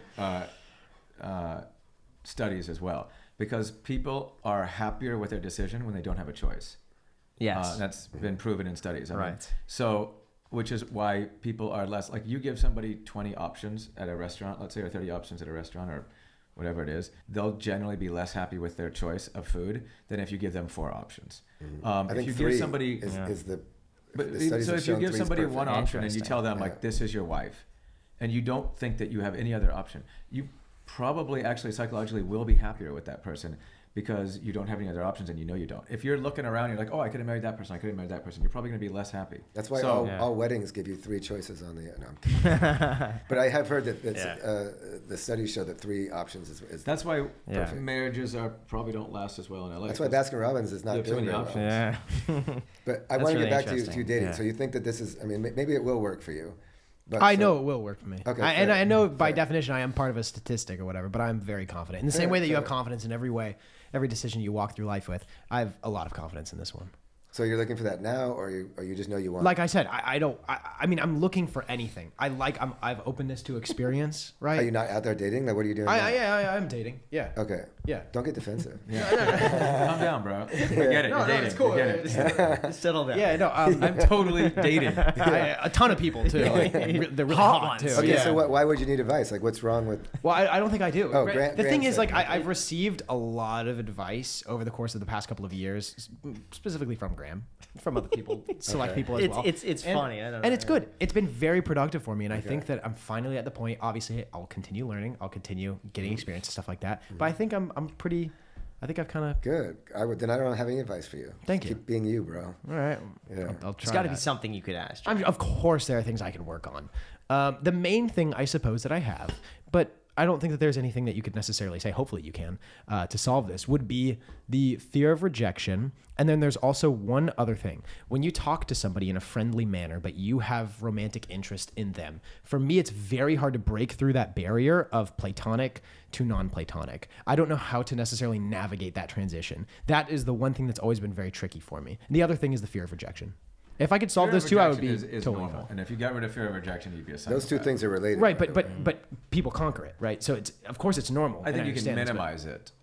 But again, But the those 2 whole things are related. Other people's right? actions are a reflection Yeah. of them, not you. Like if you don't internalize rejection as there's something wrong with you, then it won't bother you as much. There's a million reasons. So why that is someone- one of the supporting frameworks that you have. That Yeah, allows if you to- take things personally, or internalize other people's actions, then you're going to be sensitive to rejection.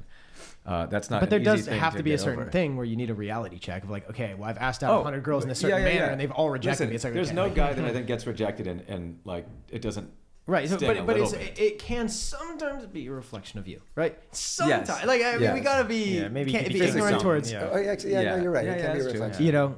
If there's a pattern, I can Generally a reflection of circumstance. Women are far more open than men are, I think, physically. You know, women, I think, find personality, you know, I agree. safety, I agree. security, like Yeah. so many things as more important. Men, I think, are much more superficial. And I think men take it as a reflection of their looks and or their lack of money when it's really a reflection of lack of confidence. I think that Or happens. just a bad personality. Just Could be that bad too. person. Yeah, Fine. it could be. You know, yeah. But I think dates you have a Just terrible bad person. I think they terrible always say, I didn't get that personality. girl because she Yeah. wants a guy with more money and she wants Yeah. a 6 foot dark hair. Whatever. No, dude, you're either then, a you know, douche does or you're insecure. You know, it's a personality. And then it leads Yeah. guys to like front, you know, and that's the worst thing you Yeah. can do. Is not be yourself, not be authentic. People So, see right through that. That's the thing. Oh, that's even worse. it can take. yeah. Eventually, they do. Yeah. Eventually, they will. No, I think that's good. So you would say to somehow eclipse that platonic to non-platonic. Oh, that's a very Is this like a friend you've had? I mean, Nuanced. No, this is just like you're I'm talking not to sure I'm somebody, following. and I always say gauging interest. Maybe not even platonic to non-platonic, Okay. but like gauging interest. You're talking to someone casually in a bar, right? And then like you're kind of waiting for a green light. I'm not the type to be like, okay, like am I good? Am I not good? Like I'll just kind of ask stand for- there ask for a and just number. be like this, and then like I'll say, oh, ha, ha, ha, Jack, and she'll like brush my arm, and I'm like, that seems like All I'm right, like so 5% you the can let me just say, chime you in. know what I mean? You could just say, do you Because want I to could go to say dinner? Or do you want to go to dinner? objectively, Do you want to go to Jack's in it. He can't see it. There's so many times where I tell Jack, dude, that girl was into you. No, she wasn't into me. I'm like, dude, I could see it. She was. No, she wasn't. And then plenty of times too, where he's like, dude, I'm really into this girl. I'm like, she's not into you at all. And I can see just by the messages. I mean, this is like a friend. It's not going. I don't think you have anywhere. a great gauge on that. I do. I've been think right I'm gonna- every time. No, you have Yes, not I been right have. every time, Graham. You are I have. so wrong. You Remember cannot the dinner? say you've been Remember right. the dinner one? You were gonna go. That's at one the- specific one. Yeah, Yeah, because it was the of course most you're recent. right. That was like 2 weeks Wait, ago. which dinner one? That was like 2 weeks ago.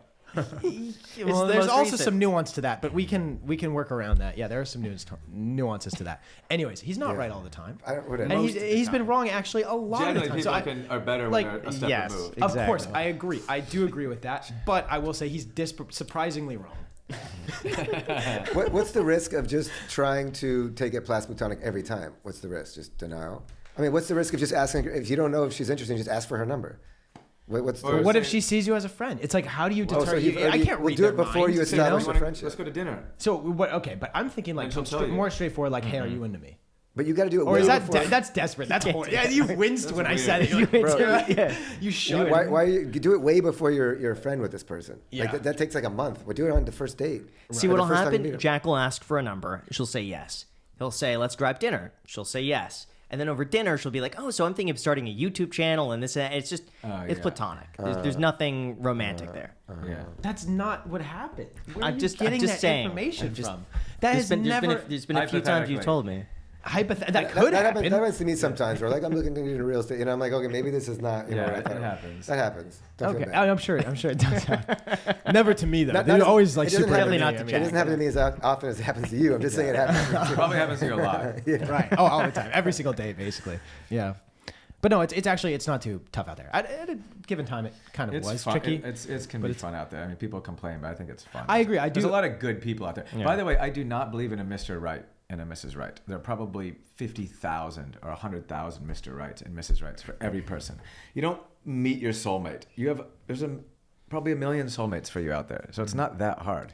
Well, I do think, obviously, that there is one person out there that you are most compatible with. Well, but there is a by definition, statistics. if you were to marry, But you're not going to find if that you were to person. live She's 50 probably years in with India every single or, person, you know, Thailand or Possibly, yeah, the fucking more densely Argentina. populated How areas, do you right? know? But- No, I'm just saying if there's one person. Of course, well, it's on a If you scale. lined but there everyone are- up out of 8 billion, the chance of that person being in LA and ever coming into contact Minis- with you, you'd be lucky to infinitesimally get small. Like- someone in the top 400,000. Right, I agree, but I think, and you're Probably probably in nobody on the agreement with planet this. is with their soulmate.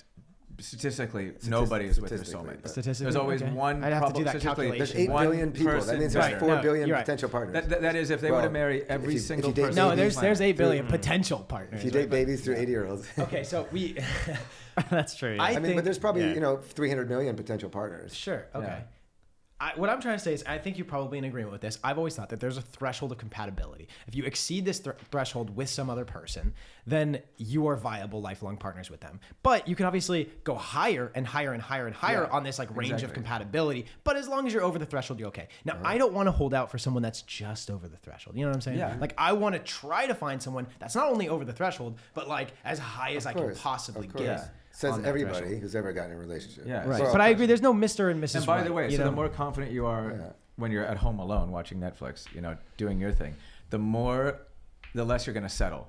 And so therefore the better spouse you're going to choose. So if you really need a girlfriend, you're insecure and you're not happy with yourself, you're going to just, as soon as you hit the threshold, you get a 7, you're going to lock it down.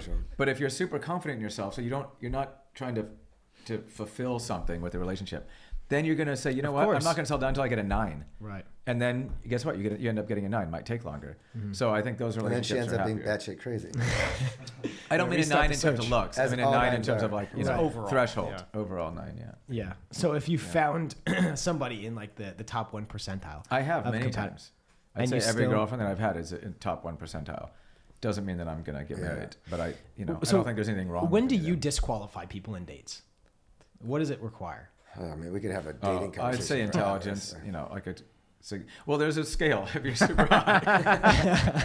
It depends what my needs That's are. flexible, Do right? you have a chart? Can I do It's gonna be the hard to crazy scale. It's a whole other There are podcast. other YouTube videos on this. You don't Yeah. need me for that. Someone said, I think it was Ty Lopez actually. We had him on the podcast recently. He asked what I was interested in women, and I said like number 1, I said intelligent. He said yes. Well, there are actually plenty of studies that exist that say that like you're most compatible with people that are in 1 standard deviation of your IQ, which I thought was really interesting. So like you can't just say you're attracted to intelligent people because if By you're default, intelligent, you're gonna- by the Yeah, statistics, if you are just very intelligent, you're going to need an intelligent right. woman. And if you're an Elon Musk, I mean, you can't just be. You have to group like from a very select. there may be group of nobody people. who can satisfy Yeah, your intellectual, exactly. curiosities. Yeah. But I don't think that that's one category. Yeah, I think there's a range of intelligence that I would be willing to be with long term, from like a 6 to a 10 on intelligence like scale. one or two depending standard on where she deviation. is and every other On scale. everything. It would be the same thing for overall happiness. Like I like a happy person, a confident person, a Someone beautiful who's person, calming, funny. Don't loyal. take themselves too seriously. Yeah, respectful. You can be trustworthy. better. You can be super smart and shit in conversation, and vice versa. So there's so many categories. Everyone has to sacrifice. You're not going to be all those things. Sex really. life. I mean, there's if she's a 10 in bed and a 6 on intelligence, I'd rather that than a 10 in intelligence and a 6 in bed. I don't know. but either way, Maybe not. Everything's a skill. That's a tough one. That's a really. There's a lot of diagrams. That's that we a would new need. idea. Yeah, I mean, you have to figure it all out. But It's gotta be a everything's flow chart. yeah. And there's so many different categories of characteristics that you got to consider. So I mean, Right. And depends what you want in life too. Are you just looking for sex? Are you looking for marriage? Are you looking for kids? So parenting skills. Yeah, like maternal instincts. And Yeah, I mean parenting that's skills would huge be if you're looking important, for a but not mom. me. So I mean, it depends on what you're looking for. That's interesting that you don't Yeah. place very much importance on that. Yeah, I don't. Right. I don't because Well, I he don't. needs to be mothered, so I would. Put Right. that So pretty I high. would definitely look into that. Like I would think, okay, how was this person raised by their parents? Because realistically, it's probably going to be something akin to that, right? Yeah. Like how we would raise Akin, our but kids. not. Or how but they don't are to with be their too dog. Do judgmental. they have You a could have dog a and shit are they childhood and good? be a Yeah. great mom. But yeah. So your skills, your list of characteristics is different than ours. Right. You know.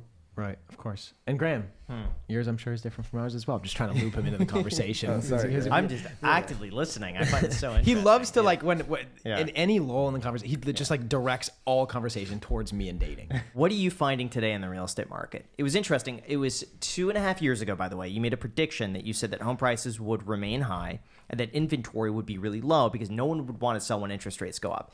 And you filmed that with us when interest rates, I think, were about 3% before they started hiking rates. The one thing you did get wrong was that you said that homes above $5 million would not be affected because a lot of those buyers are cash and they don't care. And you said the hardest hit properties would probably be in the 1 to 3 range because that's where they're very interest rate sensitive. It seems like now the 1 to 3 range is holding up, whereas the over 5 is really taking a hit because those buyers are pulling back. You mean in terms of volume or prices? Prices. I'd say that's right. Everything you just said. Yeah. Well, but I'd say that the lower. I mean, everything is taken probably down about 10 or 15% from the high. I'd rather be selling a $1.5 million house right now than a $15 million. I mean, obviously for the commission, I'd rather 15. Sure. But, Yeah, but I think that's always the case. I mean, I don't think there's ever been a time where you'd yeah, rather. but I think the high end, ultra high end, has gotten hit harder than the low end. which Well, is the counterintuitive. mansion tax, I think, really Yeah. hurt the Couldn't have predicted high end. that. That was Yeah. not predictable. I'd say outside the mansion tax, we'd be seeing a much healthier and robust transaction volume. Not anywhere near what we were used to, but like nationwide, I think the volume in most cities for luxury has dropped about 25 to 35%. And I think in LA we're at about 60%. And I think that has to do with the mansion tax. And what do you think is going to happen over the next 2 to 5 years? Just overall. If the We don't mansion need to tax talk sticks about around just in LA, then we're never going to see a return to the robust The consequences of the high-end market. or development. Development's shut. It's devastating. basically shut And down. what about around the country? Not necessarily just LA, but just in general. For someone watching this, I- if they want to Interest rates know are gonna your come- insights. I think interest rates are going to come down probably within 12 to 18 12 months. Yeah. I'd say it's a little sooner, maybe 8 And to I 12. think macroeconomically we're pretty sound. We really are. I think this is really an interest rate driven issue. That's not true of like office space and some retail, because after COVID and cultural shifts are going to remain in effect maybe forever for generations. And I wouldn't want to be anywhere near that sector. But for residential, I feel like macroeconomic trends are strong. The only issues really is real estate. Is interest rates. And I think, yeah, I'd say 12 to 18 months. I mean, look, I don't have a crystal ball, but 12 to 18 months, interest rates will probably come down, and I think that will have Get to around 5%. I'm like a guessing. linear, reaction with. I mean, we're not going to go back to 2021, Inventory. in terms of that. Nor should we. I mean, that was just too in terms much of what? activity. Interest rates? Or in terms No, of volume and sales? everything. So in terms of interest rates, we're not. I mean, I hope we don't go back below 3%.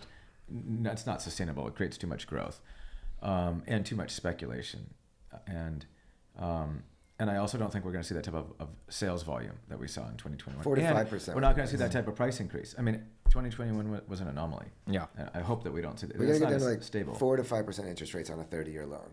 Under 5 would be great. 5%. Right. On a Sustainable, 5-year. Yeah. healthy enough, and Yeah. I think the market will. I think it was Core Logic that said 4.5% would be the tipping point. That the majority of people who have a rate locked in at 2.5 to 3.5% would consider could selling sell, yeah. Okay. at 4.5%. There you go. Anything above that would cause them to stay.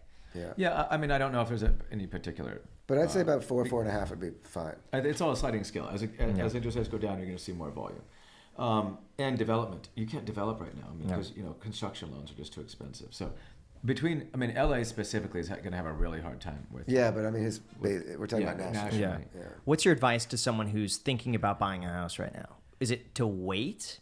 No. Well, I would probably, if I were looking to buy, I'd probably wait 3 to 6 months and try to pick But up if a you deal. find the right house and you can truly afford it, Yeah. But I would also negotiate. If I was a buyer, I'd be writing a low offer right now. Try to get next year's pricing today. I mean, I think that if things soften, you want to bake that in.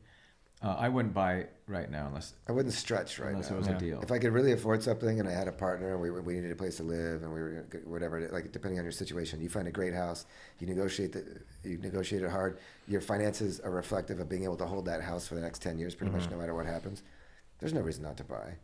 But if you are stretching and you're like single and you're just like, I have to get into real estate and I can get this house if I get a shittier car and if I don't eat out for dinners and I can hold this, it's like just chill for a little bit. Buy in wait for things to play out. The issue that I see is when you look at the price to buy versus renting is half the cost right now. Yeah, And renting probably makes more sense than Right. buying, but not in the long term. So I don't know if it makes sense just to rent for 1 year. If you really want to buy a house, you might as well just buy I think the break even when I did the math on this was about 10 to 12 years where it becomes break even between the difference between buying and renting when you account for closing That's costs, too maintenance. long. That's Well, too it really That's what depends it is right on- now, on though, with interest rates at What did you 8. factor for appreciation? Net 1% over the next 10 years because I'm counting for maintenance and random things going up in price, like your insurance going up in price, property taxes But going what up. did you account Okay. for property but appreciation what- before you but netted before you everything out? deducted everything. 2% 2% average annual Yes. growth rate. That's low. That's low. over the next 10 years that's from low. today. I don't necessarily think that's so low. low. I don't. Oh, come on. Statistically, Let me do that's the low. math. I don't think it's going to be low. When you look at over I'm just saying 100 statistically, years, if you look over 100 years, it average really 4 depends. to 5%. No, it depends on the area. But then you also have to take into Fine. account If you're in- inflation. if you're in, like, after inflation a small too. town in Texas, maybe. But what are we Okay, talking then about? you're telling me that $1 Talking million about cities. house Yeah. in 10 years is going to be worth 1.218 million? Possibly. No. In a major city? Yeah. Or Come what on. are we talking about? No, just overall. I'm talking about No, like a bro. national. That's a lower national than That's too average. low. That's lower than statistical average. I don't know if there's been a 10-year span where real estate is. I'm sure there has, average. but statistically, that's low. That's all. I think when you adjust for inflation, I think that number might be well, now realistic. we're talking. Yeah. That could be below inflation. But Right. that could be high if we're adjusting for Right. inflation. But But that's it- not fair because rents will go up over 10 years according to inflation. Yeah, that will track the same. Potentially. But rents are falling Why would right. Rents are falling right now. Because I Rents think every generally track prices. because I think Prices are falling everyone right now, too. who's locked in that 2.5% mortgage isn't going to they're want to renting. sell it. And so if interest rates stay high, everyone's going to turn into a until renter. interest Everyone's rates going to come start down. renting. Yeah, but that's a 2-year problem. That's not a 10-year problem. I could see that being a 3 to 6 year problem. That Maybe. a Oh, you lot think of rates people will still be high Maybe. in 3 years. possibly if they remain at It's 5%. possible. Yeah. Five possible. because the other thing is you're not getting a 30-year fixed anymore. So a 7-year, like 2 years ago, a 3% was actually 3% because everyone was getting a 30-year.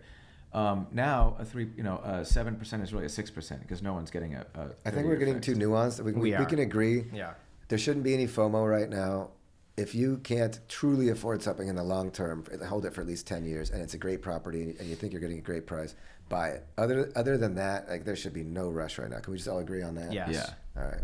Thank you so much. I really appreciate Thank it. you, Jason, for coming on the show. I'm so glad to make this happen. And Yeah. and one thing, obviously, I kind of have like this like pseudo relationship with you guys because I know you by proxy via Graham. So I feel like I know you guys, and I feel like you have been a distant mentor of mine. You know, my mentor. Yeah, a lot of the advice you and appreciate Jason that. give me, I He pass just on to gives Jack. it right back I to wasn't me. aware of that. That's nice so to hear. so it's actually helped quite a bit. So I appreciate that, even though I've never really met you. But No, my thanks pleasure. for all the And help totally through the my years. pleasure jumping on this. I love what you guys are doing. Love my brother and I both are fans of the podcast, and you Thank guys you. personally. It's fun to jump on here. So You should be doing this more often. Yeah. Because you're so good just speaking and like yeah. maybe you don't have an interest in it. I don't but- have an interest in it. The only reason I do it is because of our Yeah. personal relationships. Yeah. But you're right. Maybe I should do it more often. Maybe this will encourage me. And then give one shout out. You get one shout out for the episode. To like, what do you mean? Just whatever you want to say to the audience. You could tell them watch Selling Sunset. You could tell them to check out soccer. You know I'm gonna do that. Tell them to check out okay. soccer. Season 8. No, season 7. Shit, there's been so many. Season 7 of Selling Sunset's coming out on November 3rd. So what is that? Like what day is that? Monday. No. No, wait, sorry. Friday. That's Friday. Friday. Yeah, Friday. On Friday. Is this coming out before that? After. Just 2 days right after. Okay, fine. So if you haven't already checked out Selling Sunset, do that. Also, I am a huge, Graham knows I'm going to do this. I'm a huge U.S. soccer fan. So the World Cup is coming to the United States. We're hosting it for the first time in a generation in 2026. So do a little bit of research, figure out what's going on because it's going to be really exciting. You can look into the U.S. men's national team, the soccer team. That's who's representing the United States in the World Cup. It's a phenomenal sport. We got Lionel Messi, the best player in the world now, playing in the United States. So just open up your mind to soccer because it's been a lot of fun for me. So I just want to give that little 30-second shout out. Lionel Messi's not the best, but with that said, you guys. No, I'm kidding. No, I think Lionel Messi is. Okay, okay. With that said, you guys, thank you so much for watching. Till next time. next time. We're really excited to announce today's sponsor, HubSpot. Look, I could say from experience that running a business could often feel like juggling a whole bunch of things at the same time. And one of the most overlooked aspects that most people don't even consider is digital marketing. That is exactly where HubSpot comes in. They've recently acquired The Hustle, which is a newsletter started with just one person and is now skyrocketed to over 3 million followers. HubSpot and The Hustle have teamed up to bring you a comprehensive guide on exactly what you need to do to build an effective newsletter. And I say all of this as somebody who has a newsletter already with over 40,000 people on it. If you're not doing a newsletter, you absolutely should consider it because it's so powerful. Graham, that sounds really expensive. Well, the good news is that this is completely free. And by signing up for the newsletter, you're not only gaining access to super valuable tips and tricks, but you're also becoming a part of The Hustle's thriving business community. It's a place where entrepreneurs like you can connect and watch other businesses flourish. Now, you might be wondering, are newsletters even relevant in this day and age? Well, when it comes to digital marketing, volume is key. And when done right, newsletters can drive thousands of visitors straight to your website. HubSpot provides the tools, expertise, and strategies you need to make your newsletter stand out. And again, I'll tell you from firsthand experience, having a newsletter is so important because the people you reach that sign up with a newsletter are the ones you really want to reach out to. So don't put this off. Don't just think, oh, I'll do it later. Take your business to the next level with HubSpot. So click the link in the description to check out your free newsletter building guide. Again, it's free. That's FREE. Okay, It's in Grant, like they get it. $0. It is free. It's They get it. $0. It's free. Thank you so much, HubSpot. And now back to the podcast.